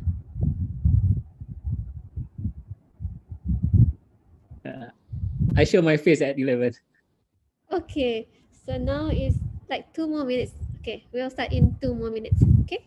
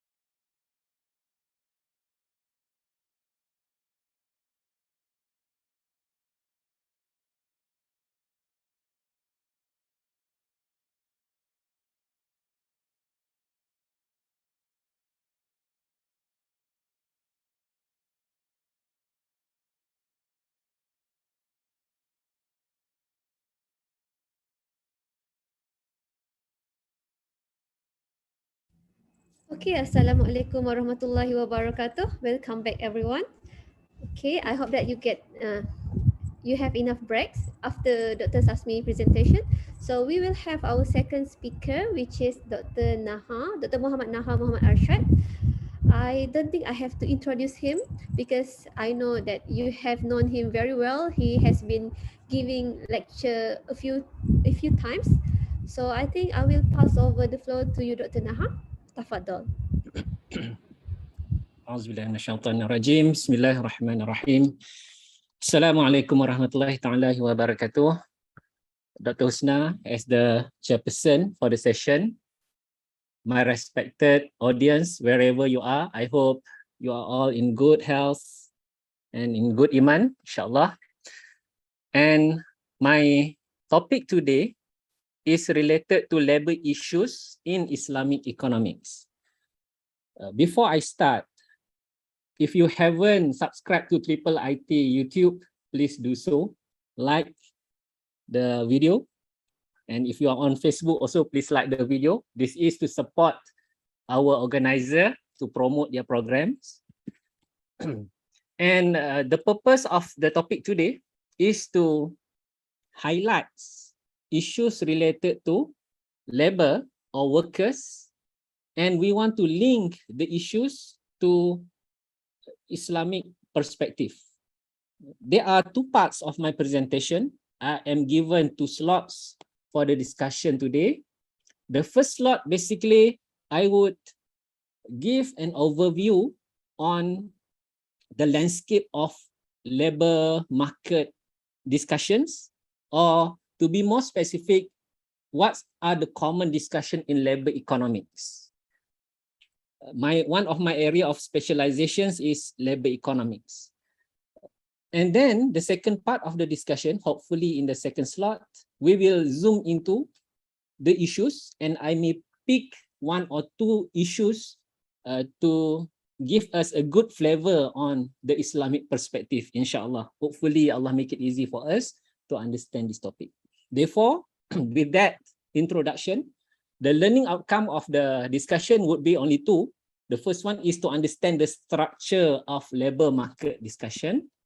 And number two, to discuss few issues related to labor from an Islamic perspective.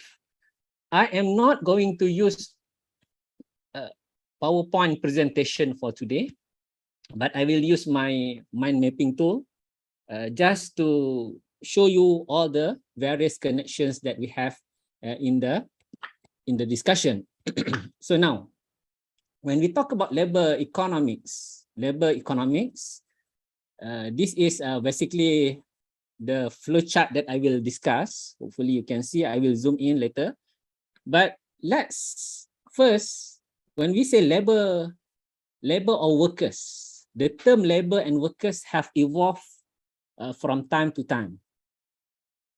Today, if I say the word labor, some may think about the low-skill jobs, the very labor-intensive kind of, for example, manufacturing activities, or maybe in the construction sites.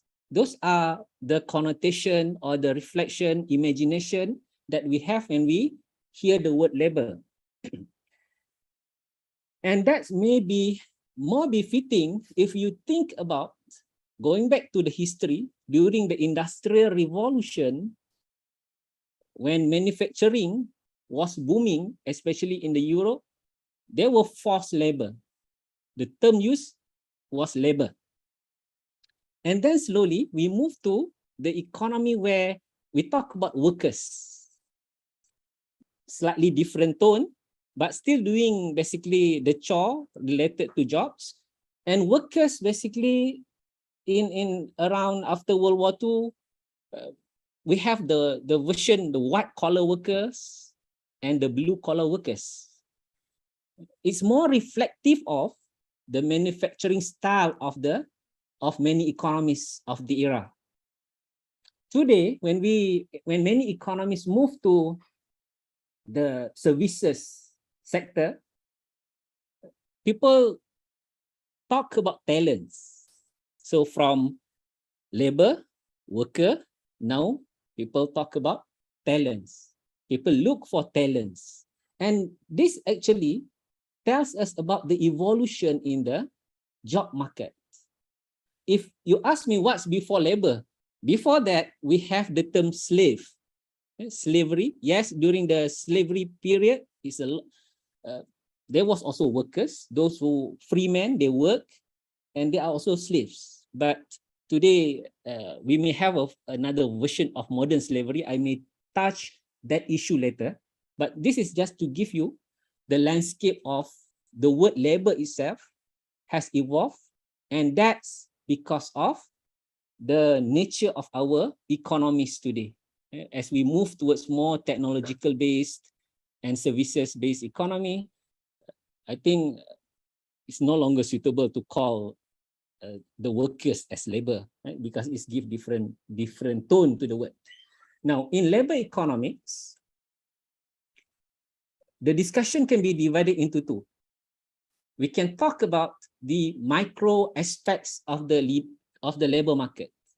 The micro means we look into the specific unit of the labor market. By the way, when we say labor market here, we are talking about the input market. Just to give you the general picture here first, in the economy, we have the product market and the input or resource market. Product market is where households, we are the buyers, firms are the sellers of the products. But in the resource or input markets, we, in general, individuals, we provide our talents, our skills in the job market. Firms hire us and they pay us wages. So that's in the labor market.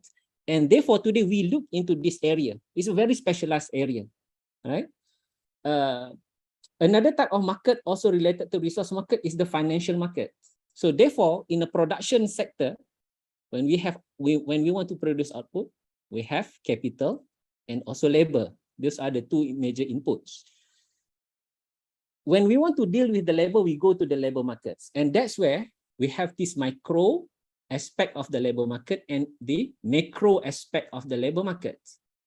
And the micro aspect deals with the unit in the labor market, such as workers, such as firms, such as the type of labor market structure, whether we have a monopoly but compete in a very competitive labor market, or whether we have a monopoly, one single company that wants to hire workers. Right? Workers in the area, for example, they have no other option, but the only job opportunity to them is only from this one particular company. That's a form of monopoly that exists in the labor market. But that's maybe a different topic. Right? That's too advanced. Now we go to the basic one first. We focus on the micro aspect first here. Right? When we talk about the micro aspects, let me zoom out first. Okay, this is the highlight. We want to understand the labor market, this box, right? Labor market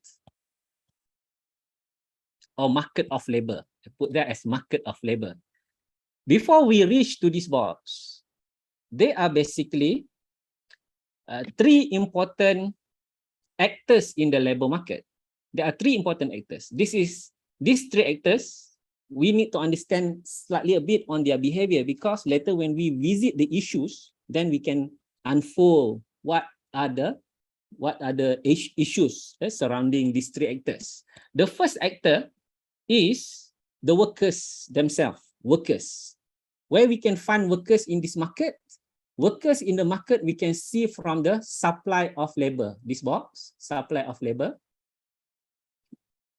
Who will supply their skills and talents? We as individuals. We study, we try to get our degree, or we try to get certificate in Islamic economics offered by IIIT. Maybe we want to improve our resume, our CV.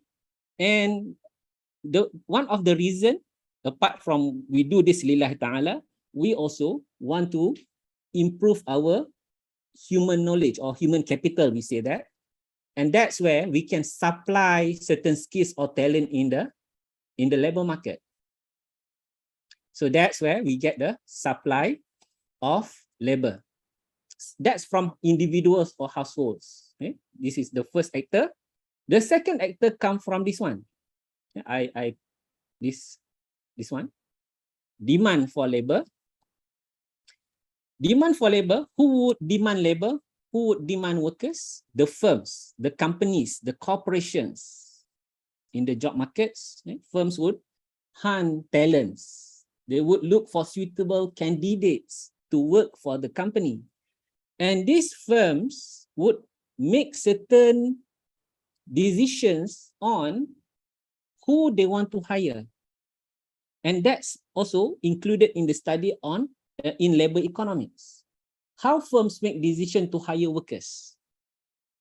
On what basis firms pay their workers? Right? So this is the second actor. First actor, supply of labor, comes from individuals. The second one, demand for labor, comes from the firms. And the third important actor in the labor market is the government. This one, this box or this oval shape, the arrow points to this labor market. Government also is another important actor in the job market.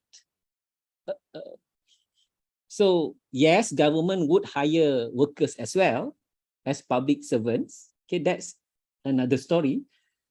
In this context, in the discussion, we also need to realize that government sets rules of the game in the job market. And when government steps in and creates certain policy in the job markets, in a pure market ideology, that's not actually very favorable because it's a form of intervention, disturbance, creates inefficiency in the job market. Nonetheless, rules of the game is important for the government to ensure the job market runs smoothly. Example of rules of the game set by the government is the standardized is what's the legal age for people to work. Therefore, we learn, and it's very common, used globally, the legal age to participate in the job market is 16 years and above. That's why when we say who are the labor force, right? Labor force includes those employed and unemployed but actively seeking job, age 16 years and above. Government set this 16 years age. That's one example. If government change the law, let's say government said only people age 20 years and above, that's definitely would creates different story in the job markets. That's one example of how important is the government in as another actor in the job market. Actually, there is another fourth actor related to my previous talk. When I talk about the third sector, we can also include the non-government organizations, NGOs. Unions sometimes exist in the form of NGOs, but I don't put it here because I want to maintain the conventional structure of the discussion. All right, now you understand, inshallah, we understand now the three actors. I repeat, individuals, we supply our skills, firms, the second one, and government. Now, let's visit this supply first, just to understand few points under the supply of workers. We as individuals supply our talents in the job market. How do we make a decision to work? That's the basic question actually. And if we study labor economics, it is actually a very theoretical discussion. Okay? How an individual worker make decision to work? The first question a person would ask himself is, do I want to work or not? Work or not working? That's the basic question. Then you may ask this question, why, what on earth you need to ask that question? Because it seems that everybody should work, right? It seems that everybody should work. The answer is no. Not everybody would like to work. From an Islamic perspective, let's bring in some Islamic perspective at this stage, just to clear out my point here. From an Islamic perspective, definitely the responsibility to provide for the household is on the shoulder of the husband, the father. Therefore, it is by fitrah, right? By fitrah, and also is there in our religion Islam, that men who do the akad when in the nikah, right? That's akad ijab kabul in our nikah, is to show that we bear the responsibility to support the wife and the children coming later.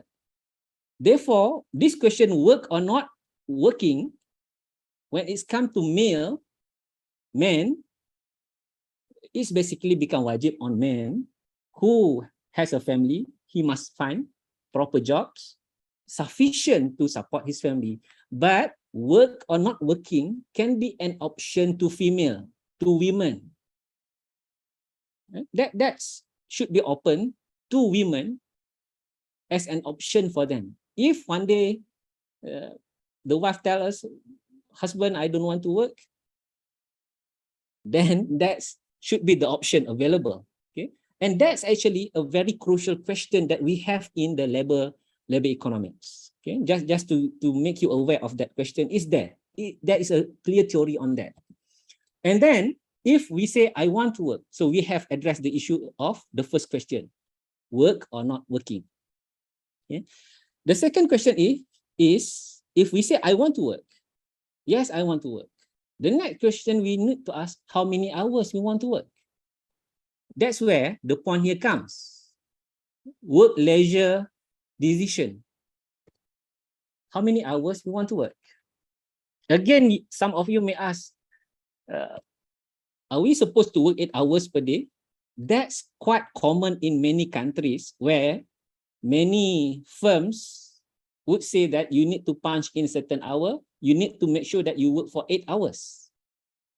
However, this 8-hour working period is now being challenged or being revised by many companies.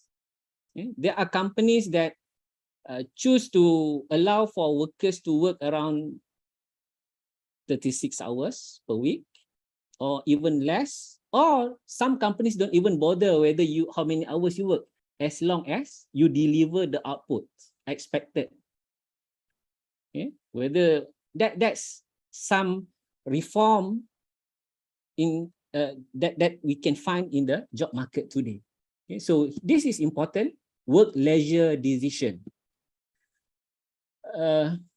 Realize here, when we say work-leisure decision, everyone has 24 hours. Theoretically speaking, out of these 24 hours, 8 hours we put aside for sleeping time. Therefore, we only have 16 hours as our discretionary period. And these 16 hours, we need to decide how many hours we want to work, how many hours we want to have leisure. Okay? So that's important in deciding the supply of work or labor in the market. And then when individuals make that decision, that would influence this box. I'm going to this box, participation rate. And this participation rate means how many people participate in the job market. You may hear the term such as labor force participation rate. Just for general information here, since the end of World War II, let's take 1945 as the end period of World War II, due to many women get better education, the women labor force participation rate has shown a steady increase in the world. To be more specific, in the context of Malaysia, we can see that women labor force participation is very high, not very high, I would say showing a very consistently rising trend.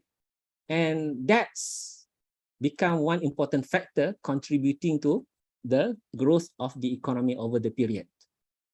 So that's important. Not just we want to ensure people participate in the job market.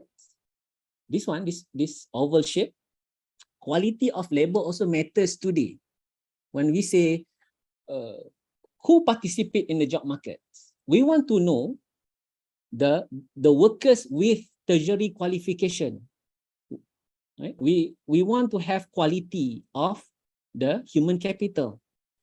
People go to primary school, secondary school, and then they continue with another level, post-secondary qualification, to make sure that they can get better opportunity in the job market.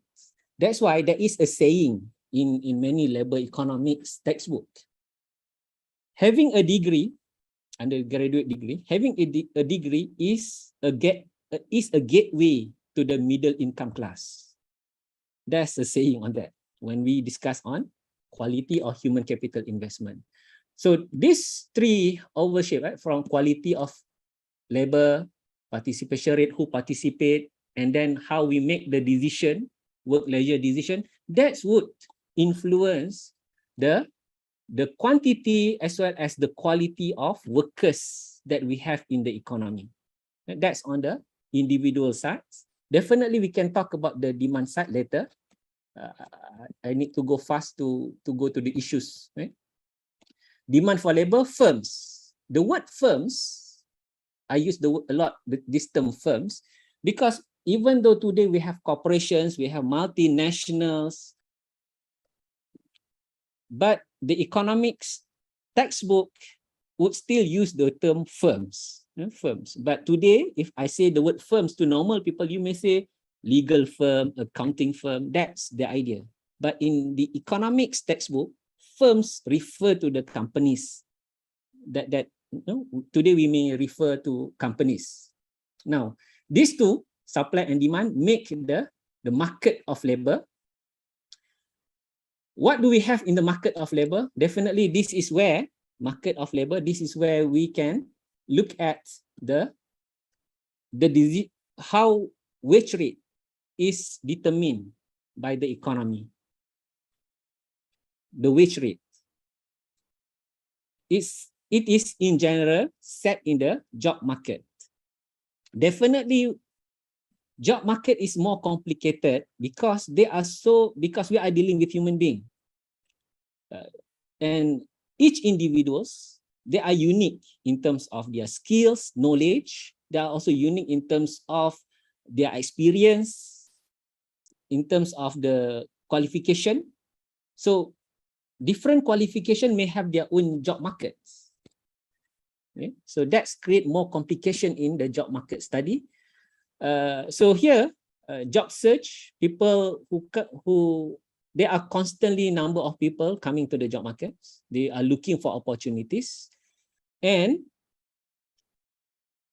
in the context of conventional economics discussion, even later when we look at from Islamic perspective, this idea that employer or companies must pay their workers a fair wage or just wage is a very normative kind, or it's an ideal concept.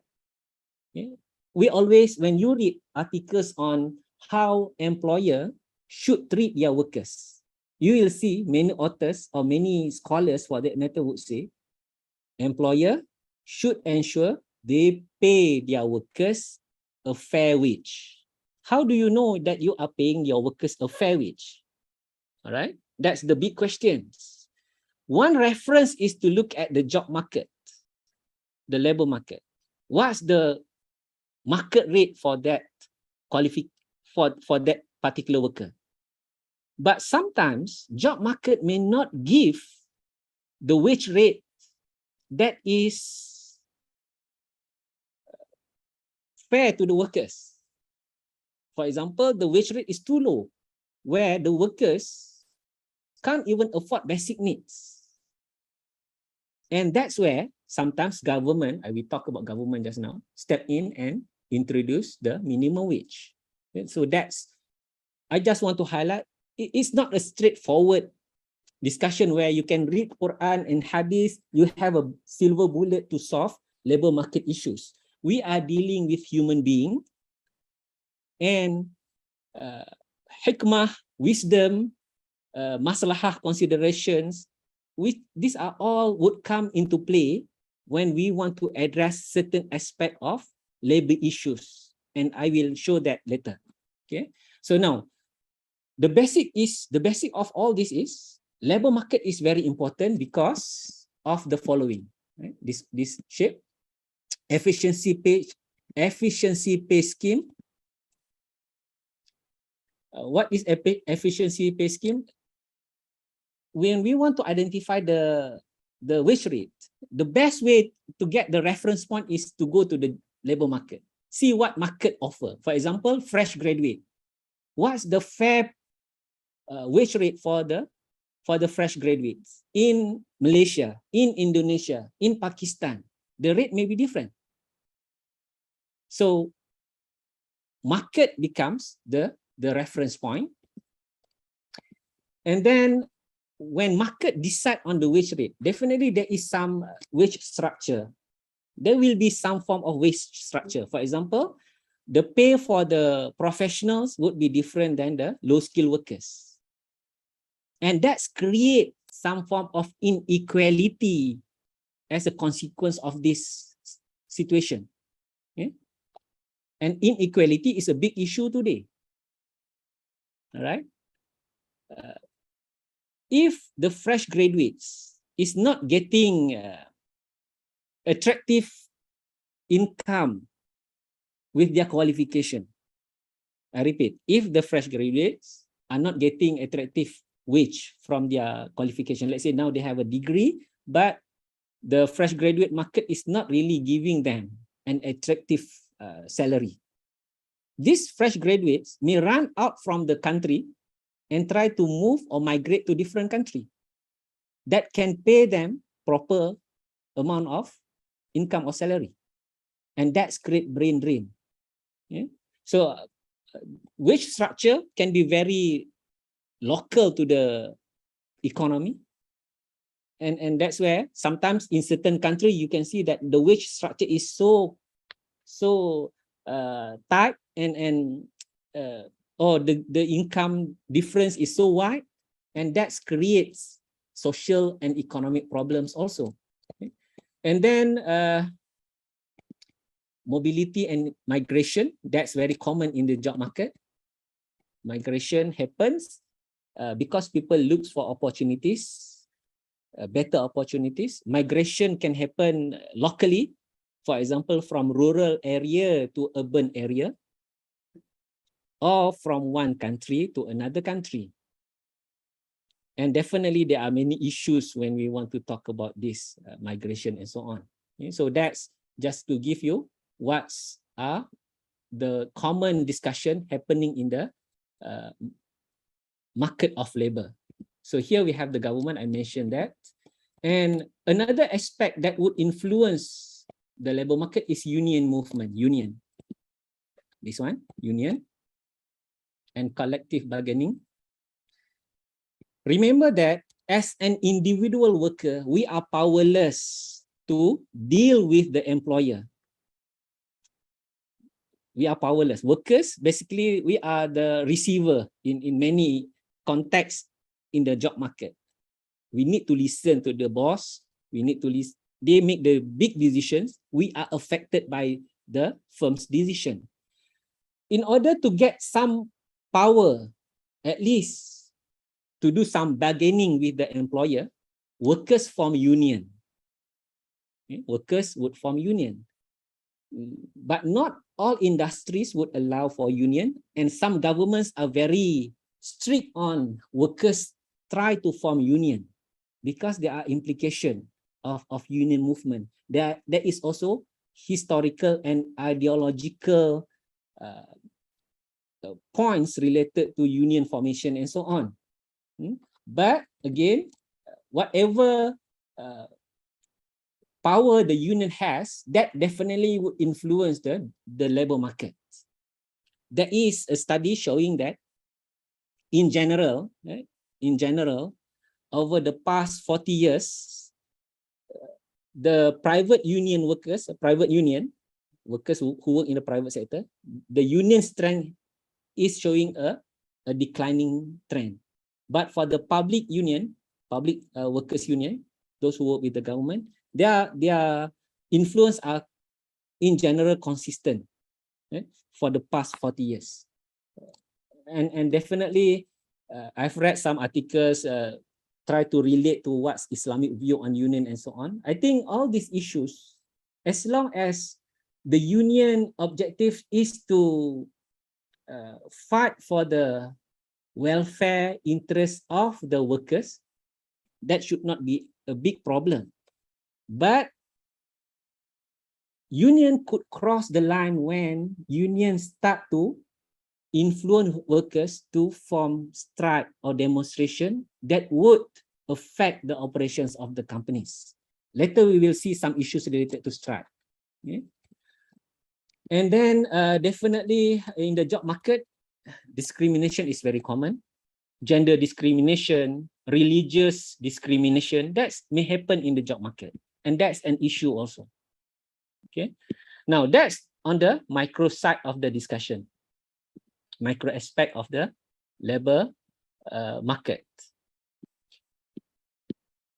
A much bigger aspect, the macro aspect of the labor market, this one, this box. Okay.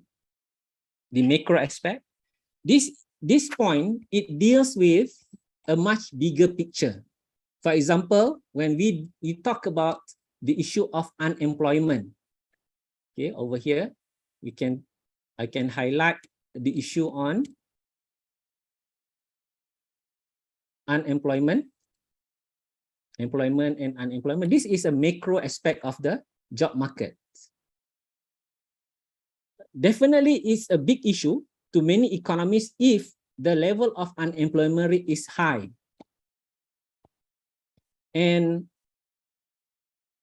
a strategic plan should be undertaken by any government for that matter, right, to improve the employment rate, not just employment rate, also to the vacancies available. What sort of vacancies available? If the vacancies available in the economy is more on the low skill jobs, then the brilliant people in the economy may run away to different country. All right, so that's an issue. And then the issue related to productivity and also discrimination. Again, discrimination on personal earnings. This is also part of the discussion under the macro aspect. So this is the structure. Right? This is the structure. Now I want to move to the issue. Okay? So before I move to the issue, let's recap the point that I have discussed in this mind mapping. First, I want to highlight that there is a micro and macro aspect of labor economics. And at each level, either micro level or macro level, there are many complications and issues. And to untangle the issue, it is not just about try to get the guidance from Quran and Sunnah. It is also about wisdom in applying any rules, regulations, or policies set by the company or even by the government. Okay? Because we are dealing with human beings, and most of the aspect in the exchange related to human being is very behavioral, and sometimes it's systemic. So let's go to the issue now. I'm changing my mind mapping. Let me change my, okay, I think this one. Okay, now let's go to the issue.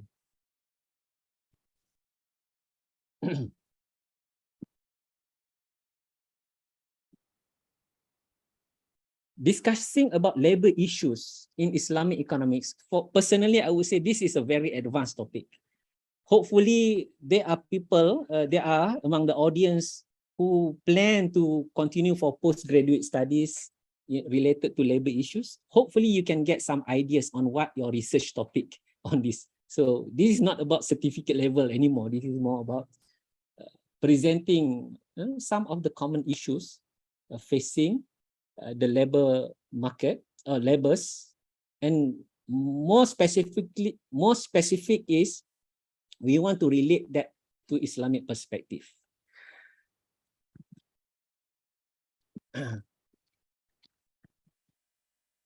So I divide the issues into three major categories. Okay, let me make it bigger. I divide the issues into three categories. The first one is, the first category is issues, religious or cultural related issues. Religious or cultural, I combine the two. Sometimes these two are so connected, are so overlapped, it is very difficult for us to untangle the two. You get confused whether this is cultural issue or it is religious issue. For example, gender, women working, right? Women working or working women, cultural or religious or both. Okay, so there's a spectrum on this matter. So that's one example of religious or cultural issues that I want to highlight later. Why we have religious or cultural issues? Sometimes we have this issue, religious or cultural issues, because when there are new trends emerging in the job market, new trends that require our scholars to form ijtihad, to form rulings. Okay? So that may give rise to religious issues. And there is also issues that we can find in the job market when religion and culture are so connected that we get confused. Our scholars said, oh, this is from Islamic perspective, this is the view. But then as a society, we said, is this a religious matter or this is a cultural kind of thing? That may create that tension also. And later I'll give you some example on that aspect. And then the second issue that we will discuss, I name it as behavioral issues, behavior related, conducts, attitude, how the workers, how the employers treat their workers, or how workers perform their jobs. Are they being efficient or not, and so on. So that's behavioral related. Yeah? So that's also can give a lot of tensions, can give rise to many issues.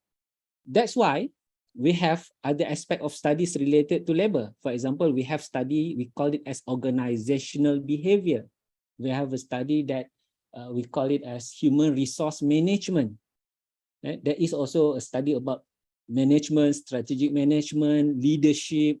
These are all mainly about how to deal with people, how to manage people, how to lead people, how to manage the workers and so on, and how to move the organization together. And that's very, very much dealing with behavior of the employers as well as the workers or employees. And that's also can create a lot of issues where inshallah we will see that discussion as well. And then the third types of issues that we may encounter, I name it as systemic issues. Systemic issues is more complicated because when we say something, this problem is a systemic problem, it means there is maybe the whole system has somewhere certain problems, or most part of the system have problems, or maybe there are some structural problems within the system. So when we say the system has problem and it creates this systemic problem, how to change a system? That's a big problem to deal with. And here when we say labor market, right? Labor market, any issues related to labor market, and when it is a systemic problem, it's not easy to address. It may take years to address the issue. So that's also I will highlight some of them in the point here later. Okay. So now let's first dive into religious or cultural issues. Right. So let me make this big because we want to focus on religious or cultural issues. Let's expand the point. So these are some of the points that I will touch. Before I proceed with the issues here, I try as much as possible, I try to lay out the issues here according to the three categories I mentioned earlier: religious or cultural, behavioral, and systemic.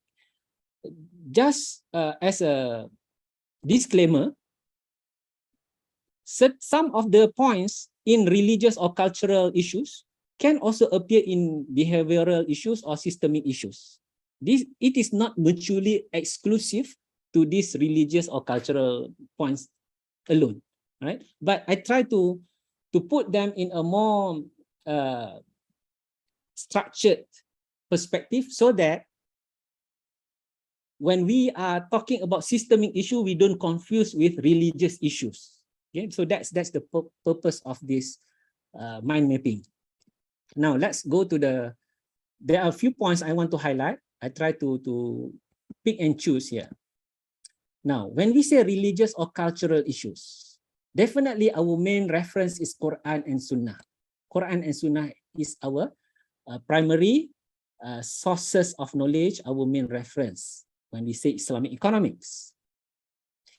Definitely, there are many verses in Al-Quran and there are many hadiths by our Prophet Sallallahu Alaihi Wasallam that give us the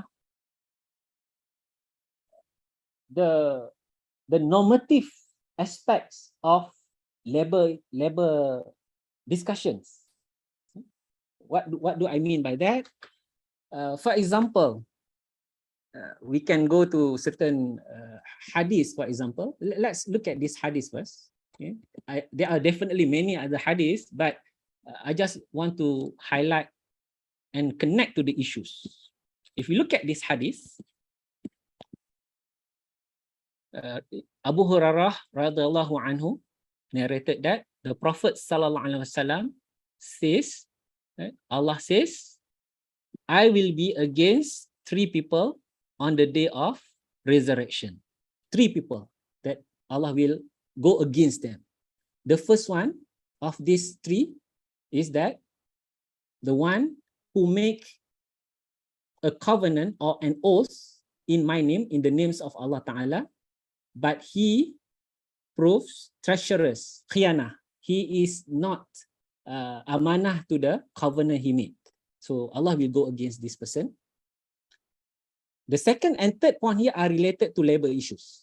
Okay? The second person that Allah will go against on the day of resurrection is the one who sells a free person as a slave and eats from the person. So today we have modern slavery. There are quite recent events where people visited some countries and then they were kidnapped and they were made into forced labor. And that's haram from Islamic perspective.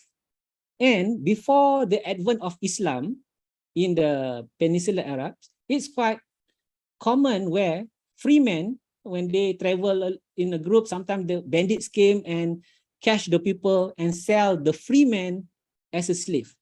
So the beauty of Islam is that Islam came and in less than 100 years, Islamic system managed to address the issue of slavery. No more slavery in general in the Peninsula Arabs. One of the reason is that the law that prohibits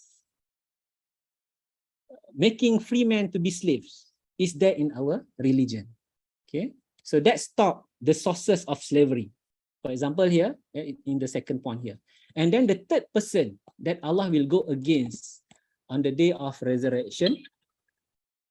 Okay, that's just my alarm saying that my first slot is over, but I continue until 12:30 inshallah, because I also will conduct the second slot of the discussion. Just continue. If you want to drink, or no problem, because we are online. I don't know what you are doing. And so now let's go to the third person. The third one is the one who employs a laborer and gets the full work done by him, by the person, but does not pay him his wages. Straightforward about employment here. Employer who takes the benefits of somebody doing job for him, then does not pay the person. This is haram, this is prohibited, because Allah said Allah will go against them. That's coming from our Quran and Sunnah. So here we are talking about hadith. Definitely there are many other hadiths.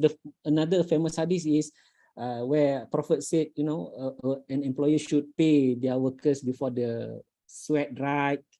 There are many other hadiths in connection to this payment. So it's a very sensitive issue, because when it's come to wages, wages is the right of the workers. It is not the benevolence or the ihsan of the employer to pay the wage. Don't think if you become an employer, you pay your workers, oh, this is my ihsan upon you. No, it's not your ihsan. It's the right of the workers over the employer. If the employer fail to pay, remember in the resurrection, Allah will be the one that employers need to deal with. All right. There are definitely many other verses of Al-Quran, for example, that connect to the issue of payment. I want to highlight on payment first. And the most common term used in Al-Quran is ajr. Ajr or ujrah, ajrun. That's reward, and ajr in Al-Quran can be referred to ajr in the hereafter and ajr in this world, or in both contexts. For example, when we read in Al-Quran Surah At-Tin, A'udzubillahi minasyaitonirrajim, illal ladzina amanu wa amilus salihati falahum ajrun ghairu mamnun. Those who have faith, do amal saleh, for them is everlasting rewards. Ajar. And that's ajar, scholars of tafsir mention, mostly the best ajar is in the hereafter. Definitely those who have iman, do amal saleh, they also will get the ajar. Allah will bless them with barakah and whatnot in this world also. Right? And in Al-Quran also, you'll find verses that talk about ajar specifically referring to wages. Example like, if you look at Surah Al-Kahf, verse number 77. Verse number 77. And this is related to the context of journey took by Prophet Musa alayhi salam with his companion, where these two people, they traveled together. And then Musa wanted to learn from the man, and they were, he told Musa, you don't have sabar to travel with me, and the test came, and so on and so forth. So that's where the third context, A'udzubillahi minasyaitonirrajim, فانطلقا حتى إذا أتيا أهل قرية استطعما أهلها فأبوا أن يضيفوهما فوجدا فيها جدارا يريد أن ينقض فأقامه قال لو شئت لاتخذت عليه أجرا. So I want to focus on this verse. This is Al-Qasas 77. Musa said to his companion, قال لو شئت لاتخذت عليه أجرا. If you wish, I translate, if you wish, you could ask them to pay you some wages or fee for your work. What happened here? They travel, they arrive in a village, and they ask for food, shelter from the villagers, but the villagers refuse to have them as their guests. For your information, in the old days, it is customary for all societies in the world to give basic necessities to travelers, because old days we don't have highway like today where you have rest and recover station and so on. So it's customary, just like the custom where we don't kill diplomats. Okay, it is also well understood that whenever travelers come to your village or your city, you must give at least their basic needs. So when Musa alayhi salam and his companion arrived at this village, they asked for their rights. Their right is to be given food, shelter. But the villagers refused them, mistreated them, and they left the village. And outside the village, they found this wall almost collapsing. And the companion of Musa repaired that wall. And then Musa told him, if you wish, you can ask for wages. That's a clear dalil to say that, okay, doing work and get reward for your work is there. All right. Definitely we can go more into the tafsir, but I just want to highlight the word ajar here. That's where it's a very sensitive issue when we talk about the issue of wages, right? And I would also discuss another important verse in Al-Quran that I say many of us also, I think, realize this verse. Also in Surah Al-Qasas. By the way, in Surah Al-Qasas alone, there are verses that really talks about wage contract, quality of workers, the quality of the employers, you can find in Surah Al-Qasas, especially in connection to when Musa alayhi salam were invited to the house of this sheikh by the daughters of the old man, okay, or the sheikh. By the way, in another verse I want to highlight here is in Surah Al-Qasas, ayat number 26, when one of the two girls that helped Musa, that Musa helped the two, and then the girl came and invited Musa alayhi salam to, the father invited Musa to their house, and Musa alayhi salam had conversation with the father of the two girls, and then in that conversation, the one of the lady mentioned to the father, qalat ihdahuma ya abatis ta'jir. One of the ladies said, "Oh, daddy, employ this guy," because she had the intuition that Musa has the quality of a good worker. We're talking about worker here, right? So then she mentioned this very beautiful, and Allah recorded this in His noble book. Inna khayra man istajarta al-qawiyul amin. So this become a very big study. People do a lot of thesis, PhD, just to study on the qualities of workers here. Okay? What are the two main qualities? Al-qawi and al-amin. So now let's visit the issue on al-qawi and al-amin. Al-qawi, qawiyul amin. Qawi is strength. We can talk about strength easily, physical strength, mental strength, and measuring strength is not a big issue because we can measure that. Today you can see the qualification, the CGPA, whatnot, and so on. That's very straightforward. At least we can filter that. Yeah? If I want to employ somebody, one of the main quality is qawi. If the work require strong person, physically strong, then physical strength should be the main criteria. But if the work require mental strength, maybe academic qualification is important. But the second quality gives rise to a lot of issues that we need to address. Amanah. Amin is amanah. How do we know? Okay, now we go to the issue now. How do we know that the one that we employ is amanah?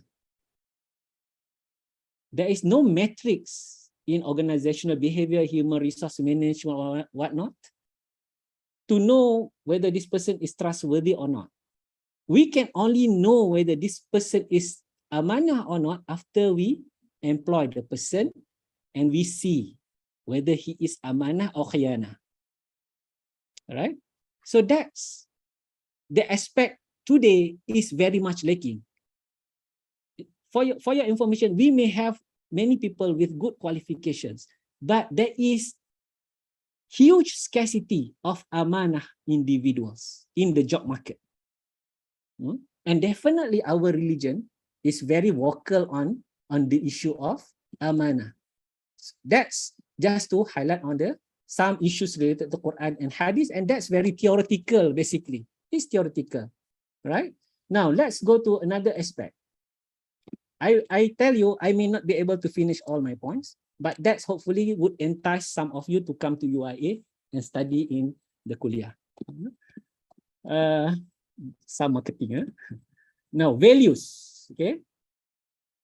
Religion and culture also would talk about values. When we say values, this is a big aspect of discussion when we say values. And I want to highlight the issue of values in relation to some selected points. Okay. Values, I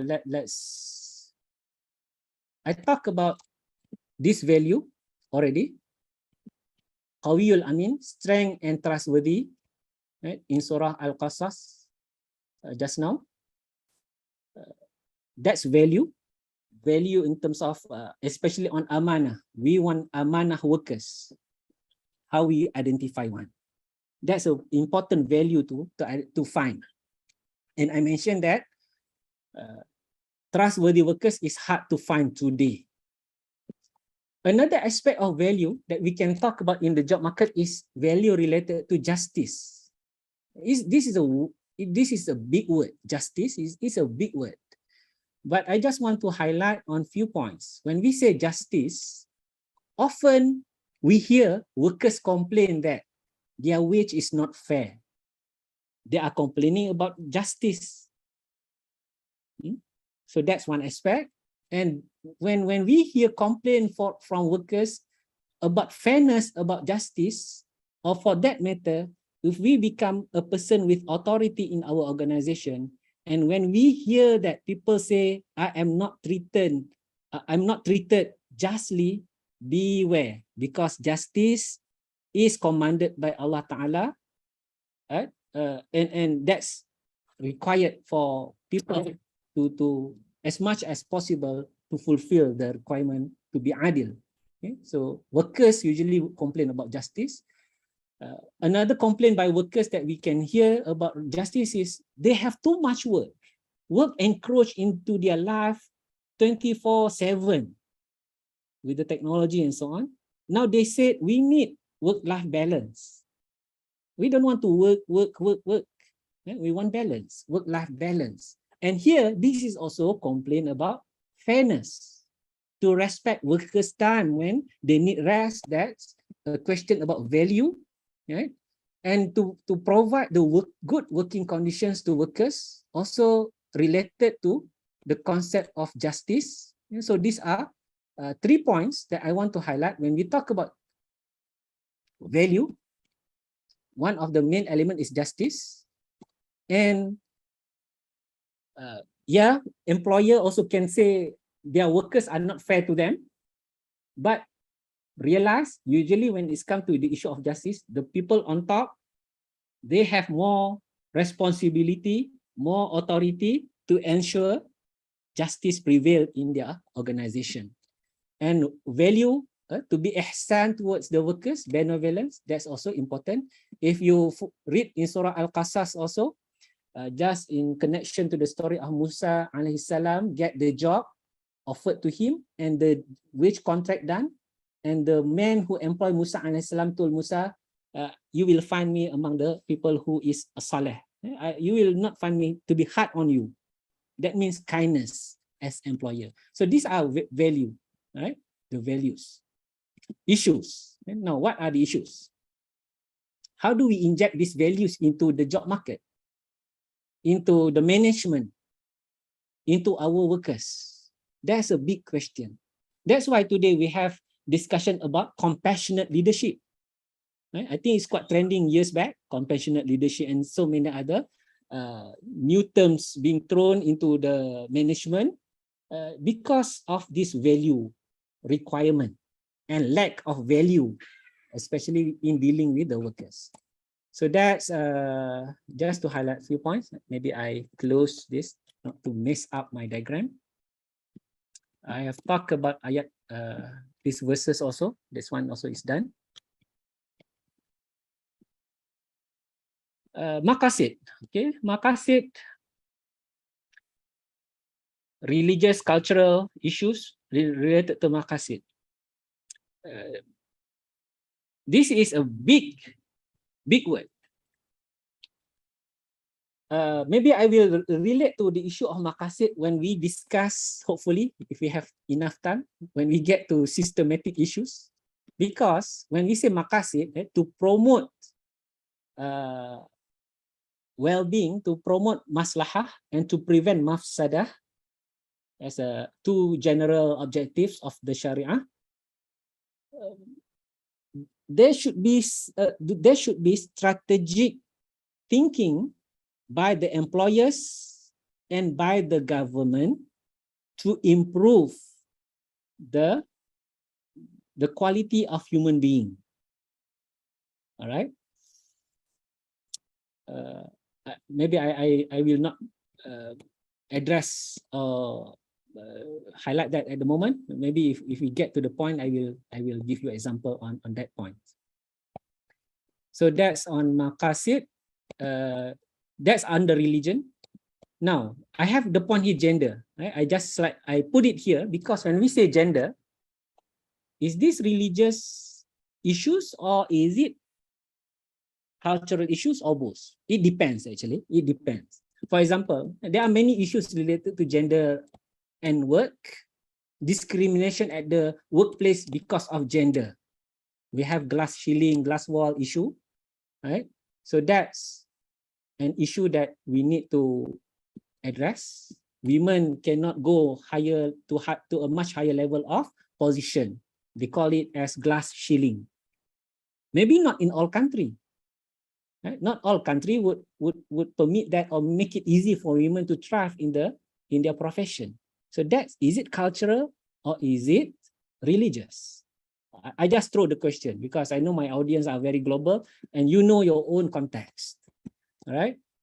Working women is an issue, but in Malaysia, just to tell you, women is everywhere at the workplace. They are very active and they lead organizations. So that's and definitely working women in our field, they need to get permission from the husband. They need to cover their aura. I think these are all. If we study the fiqh at work properly, and people follow the religion rules and guidelines, inshallah, it should not create much issue. The problem is when people know the rules and regulations of the religion is there, but they don't follow. That's a problem. In UIA, IIUM, inshallah, you will find, in general, things are in control and good. Now, highlight on gender, another issue. How to say it? Husband. You know, we have housewife. Okay, it's natural, it's culturally accepted that if the wife want to stay and become housewife, we can accept. But today we have this term, husband. Husband said because the wife is very professional individual, earn a lot of income. The husband said, and they agree. Let's say, I want to stay at home and take care of our house and our kids, sending them to schools, and so on. I know in many societies, culturally, it's still a problem. All right? Culturally, it's a problem. What about from Islamic perspective? I throw this question because I don't have the answer. I'm not the person to give the fatwa on that. But definitely, it is an issue that require our scholars, fiqh scholars in particular, to look into that and to address that. Okay. Religious issue, definitely fiqh related to work. This is also very important for us to have. The halal and haram issue at work, fiqh related, as an aspect of religious issue. Just to relate to earlier on, before the establishment of Islamic banking and finance, many Muslims work in the conventional bank. Even today also there are many. So that's issue. It's a fiqh issue. Scholars give different opinions whether you can work in haram industry and whatnot and so on. And some would argue based on maqasid. I'm talking about Islamic banking and finance development at the very stage. People would say we need people who work in the bank to reform the bank, and they argue with on maqasid, to protect wealth of the ummah, and so on and so forth. So these are let this matter being discussed by those scholars, but I just highlight the issue, okay, because the topic given to me is to discuss the issue, not the solution. So that's safe on me. Now, that's some of the issues that I would like to highlight under the topic on religious or cultural. Very quickly, we can go to behavioral issues. Okay, let's go to the second part here. The behavioral issues. Let me close my. Okay, now it's nicer.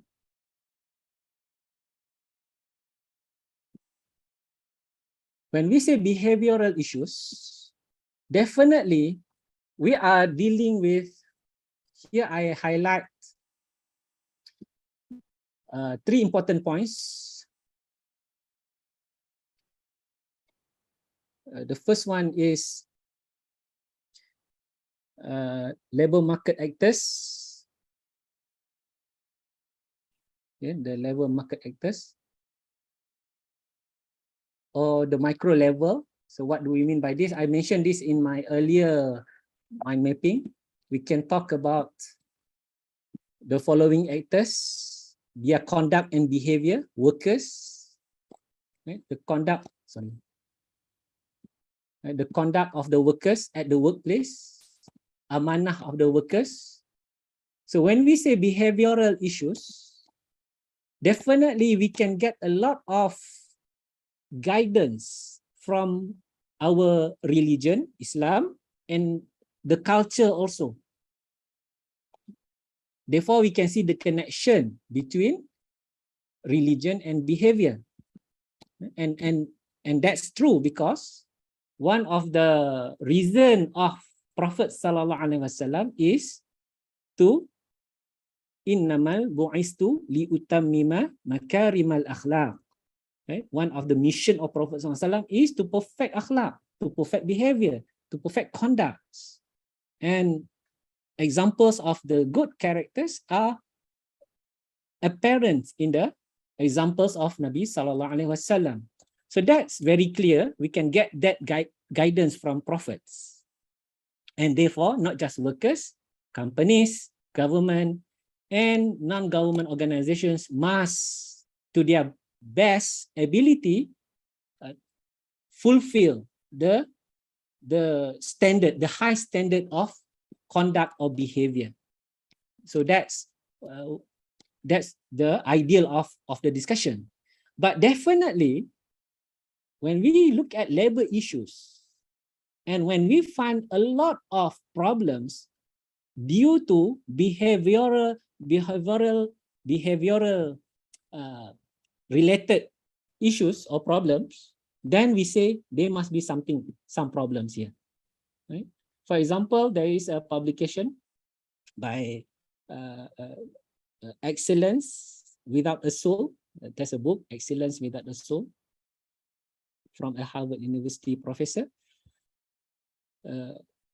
Looking at the Harvard graduates over the period, he mentioned that they may be excellent in their academic qualifications, they may be professional at their workplace, but they have problems related to soul, and that's also connected to behavior, conduct, and whatnot. So we expect Islamic system, Islamic workers, or Muslims for that matter, should show the right example. Now, what are the issues? What are the issues?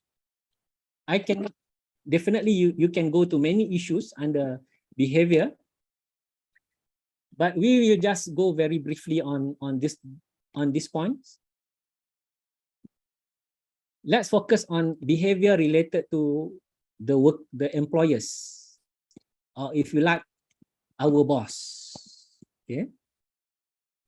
Modern slavery, I will not discuss. I don't think I have time on this. I have different mind mapping on modern slavery. That's another talk I have given earlier, not here. But yeah, management style could be a problem. Okay. Management style could be a problem. Sometimes we like our boss, sometimes we don't like our boss for certain issues related to their behavior. This may not be very scientific, but there are some management style that some workers may find fine with them, or some workers will say, this is a very annoying boss. Okay. Some workers would be very frantic boss. Okay? They will shout to you for everything. Akhlaq, that's important. Some workers will, some boss or bosses are not inaccessible, or they will always not there in the office, and you always think that the boss is busy. Maybe they are truly busy, or they are not really busy, but seemingly busy, whatnot. Okay, so that can be problematic to the workers to discuss something with the boss and so on. So these are some other point. I will not discuss this. This is just example. The philosopher, your boss could be very philosophical, and you can execute his commands, his order, because you don't understand. You need to study and make PhD, only you can understand your boss. So that's also a problem. Some boss maybe micromanage everything. You know, he wants to look at your work as if that he has no trust on his fellow workers. So that's behavior. Okay, and definitely it can create issues, tension at the job, at the workplace, and addressing this issue is important. In labor economics, we don't discuss that. In labor economics, that's not our primary concern. That may be a concern when it comes to the following area of studies: human resource management. Okay, or I think more suitable is under, if you want to study more about that, is under the organizational behavior. Okay? They would study under organizational behavior. For example, they would study the purpose of the organization, the vision statement of the organization, vision and mission and so on. They would study what's the objective of the organizations, what their main business, how they can deliver and so on. The community or the workers and the stakeholders, how the relationship can be better enhanced, the communication aspect and the leadership aspect. These are all can be learned. And definitely, if we become an employer, one way how we can address the issue of behavior is to get a proper knowledge on how to become a good manager. Read a book or attend courses on management, leadership, and so on. Inshallah, that can improve our management style. Sorry. Human resource management, just on that, because earlier I mentioned about human resource management. When we want to hire workers or recruit workers, recruiting, yeah, you can find workers that fulfill your requirement, like their CGPA, their experience. That's easy, but to find trustworthy workers, that's not easy, right? Human resource also deal with deploying workers to do certain job, managing the workers, and also to develop workers so that they feel that it was working and loyal to the organization, because they can develop themselves. They can see the progression ladder available to them in the organization. Workers would not be attractive to stay with your organizations if they cannot see their future there. Okay, that's very important for employer to address that. And this relates to the issue of fairness, justice earlier. All right. Sometimes the issue can be very small in the organization, but if it is not addressed very quickly, it can snowball and become a big issue in the long run. All right. So I talk about organizational behavior. Okay, fine. This is about the employer. Now let's see behavioral issues related to workers. You can see that when it comes to workers, behavioral issues, employer may complain a lot about their workers. And these are some of the common complaints we hear from the employer. All right. And most of these are due to lack of understanding between the two parties, and also maybe unfairness that workers may feel at the job place or at the workplace. Today, there is a big word going on in the social media and now getting the traction in the scholarly world.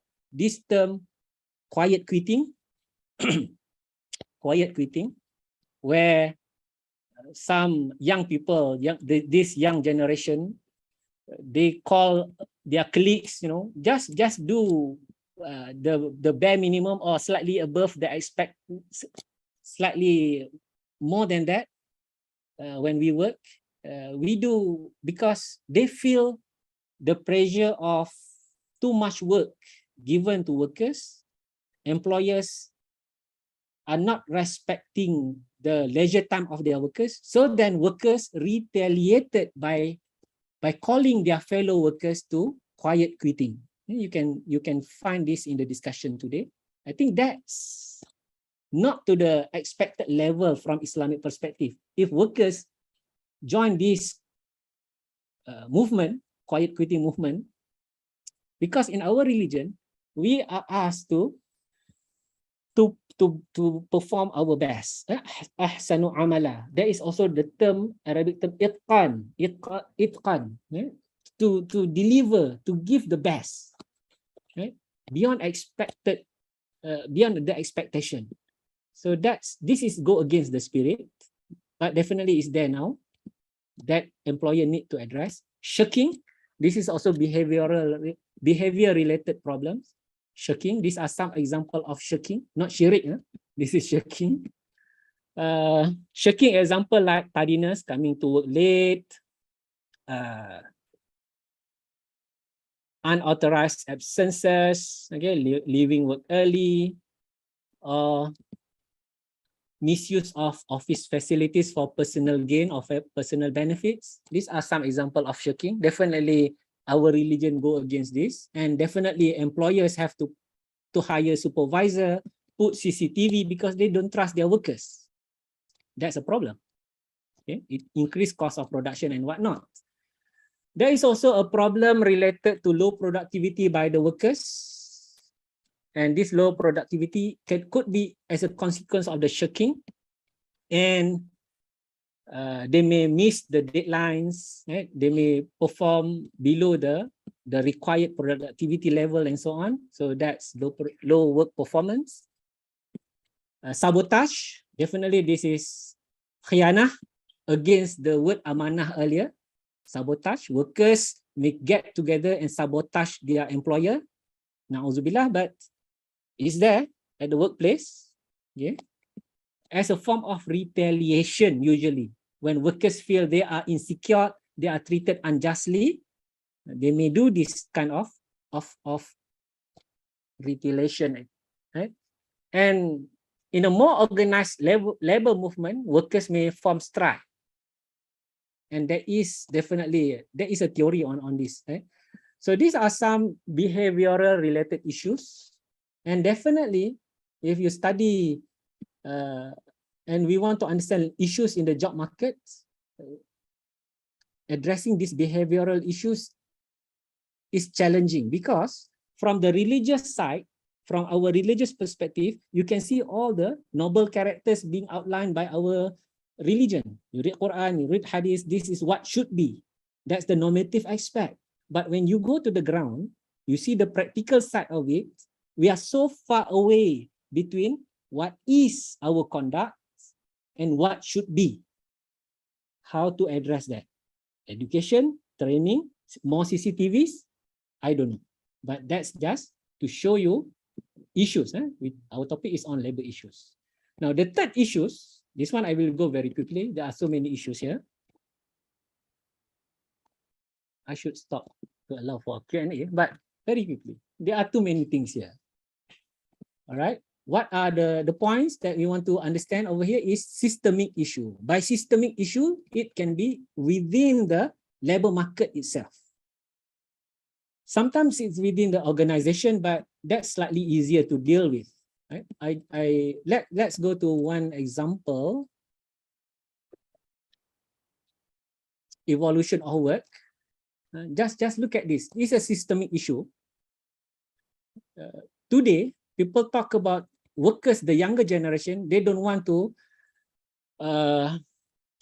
stick to one particular employer. They like to be freelancer. And after COVID, also people talk about working from home. Style of work has evolved. Okay.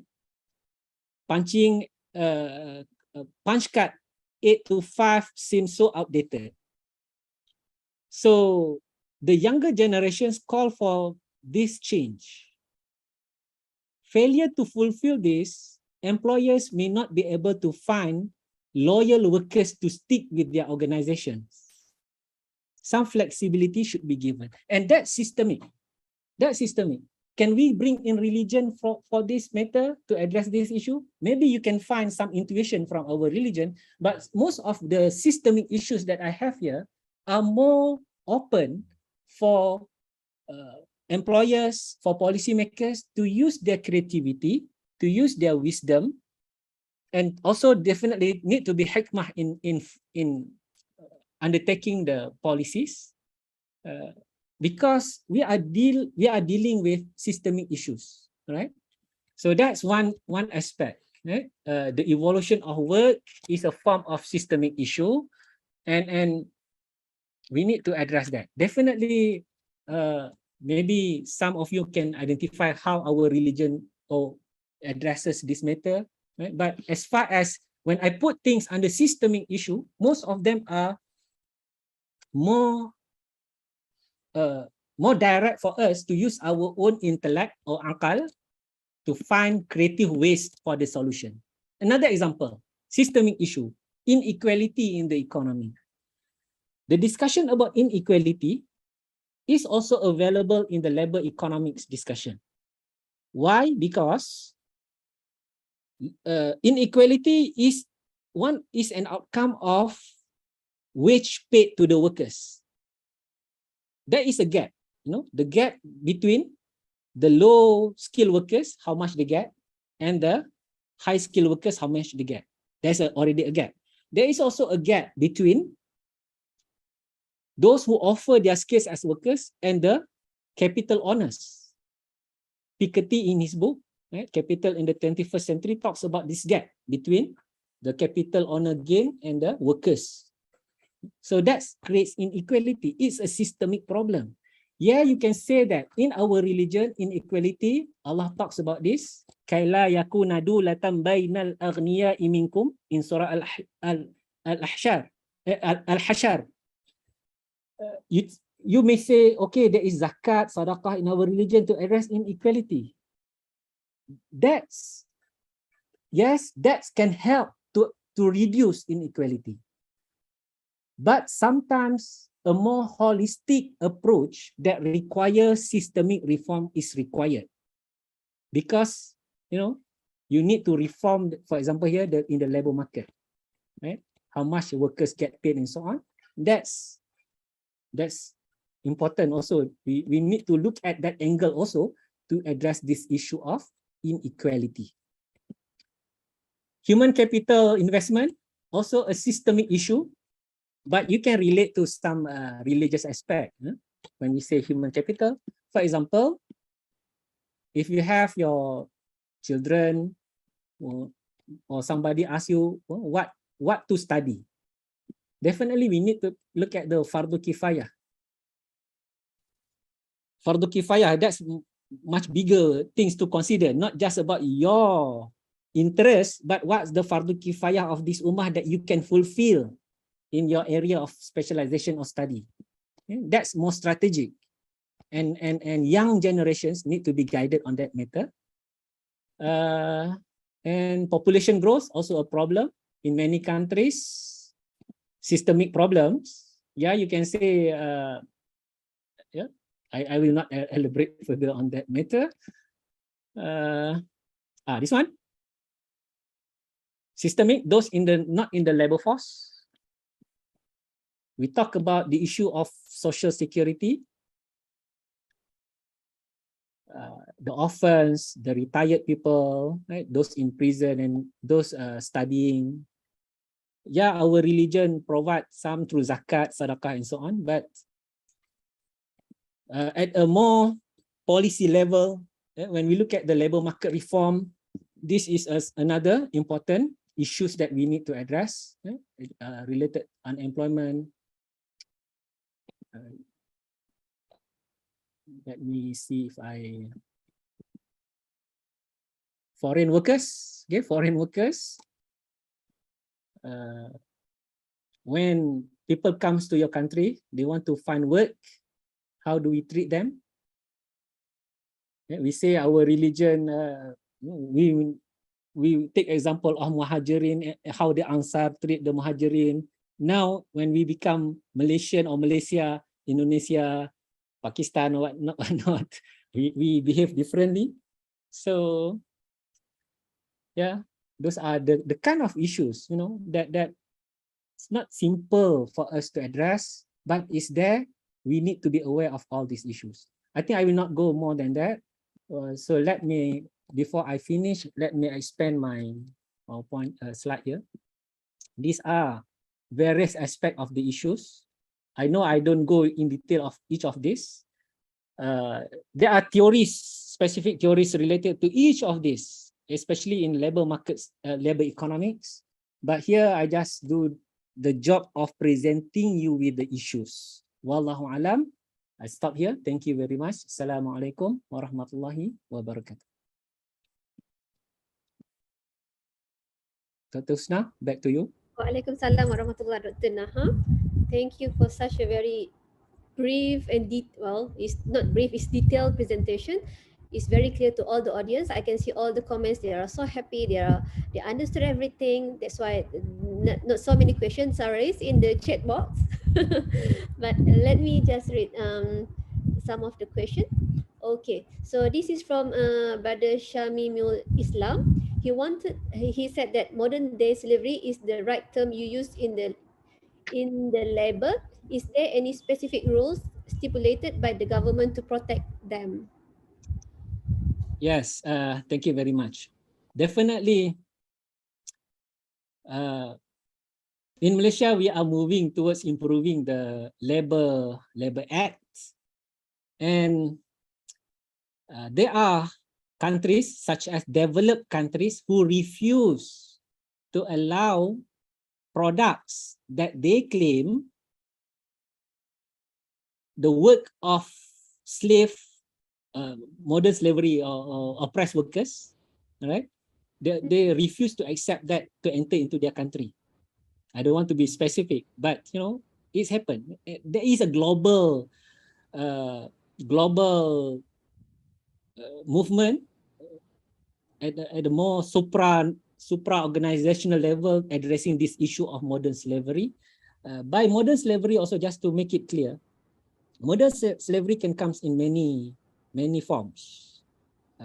Prostitutions, drug trafficking, these are underground and definitely under that. But there are some other form of more legal version, but these workers, they come and they are mistreated. They are promised different things, but then when they start working, they get different things and they are treated in a worse case scenario you can imagine. So that also can be a form of modern slavery. And yeah, developing countries were being accused of these human trafficking issues, you know, modern slavery issues. There were pressure put by some developed countries. But the problem is not just in the developing countries, it is also available in the developed countries, so to say. So I think that's how I would say that. Okay, thank you. And the second question is a very brief one. What are the main labor issues in Malaysia? Because as you know that when we talk about the graduate in university, there are many female students, and then we are expecting perhaps the high skill labor are perhaps female. I'm not sure, but then the question is the gender inequality is an issue in Malaysia? What do you think about it? Alhamdulillah, gender inequality. I think in general, if you come to Malaysia, you can see that fair opportunities are given to, if we talk about gender, for both male and female. You can see Dr. Husna, she get her PhD from Australia, one of the good university. If you come to this country also, you can see most of organizations, companies, government agencies, you can find women everywhere. And if you come to IIUM, get to our class, at least in Kuliah of Economics, we have this issue now. About, I would say, 2/3 of the students in the classroom are female. So definitely we worry that we don't have more male representation. But definitely this issue of women not getting fair opportunities may be there in other countries. And I think you know those countries. Allahu alam. Okay, so the next question is that, do you think that we have the best examples of labor market system that we can refer to? Is there an exist perfect labor market system in this world? Oh, that's number one. There is no such thing as perfect example in this world. I think one good indicator to know whether that's we talk about labor market, that's economy, so to say, is more is better, is in terms of the migration movement. Which country attracts talents? Sometimes not just talents, sometimes people from the low skill with low qualification also want to go to that country for the they call it, they want to chase their, maybe the American dream, the Malaysian dreams, the Australian dreams, whatever. But I think you get the point here, right? Maybe in 1980s, many people want to migrate to United States because they see better opportunities there. We talk about opportunities, less discrimination. They reward you according to your work, according to your talent, right? So people, but over the years, you can see US is no longer attractive, especially for Muslims. And we find other places. But definitely there is no perfect example. Grass is always greener on the neighbor side, not in our side. That's also another problem. Yeah. Allah Allah. Okay, so this is like a request from Mohamed Faris. He wanted to know, can we access your research work and your email as well? Because they are so interested in your area, but they don't have enough like details, information about it. My name is Nahar, Mohamed Arshad. You can find me on ResearchGate, or maybe if you go to CIE, Center for Islamic Economics website, they have put all the slides for all the presenters, coming from all the presenters on the website. You can find my slide also, and at the front I have my email. I have my email. My email is ma.nahar@iium.edu.my. Usually I have my slide, but today I just changed my presentation. I use this one mapping. Okay, so I have posted the emails, which is ma.nahar@iium.edu.my. So I hope that everyone can see in the chat box. Thank you, Dr. Husna. Thumbs up for you, Dr. Husna. So if you have any question regarding the articles or anything, feel free to email Dr. Nahar. Right. So this is a question from Shafi Nordin. If some workers who are fired because of their behavioral issues return to the organization as an employee, what is the best indicator to accept them or reject? Wow. I think having records of your employers, this is more about human resource management. Some organizations may give workers the second chance,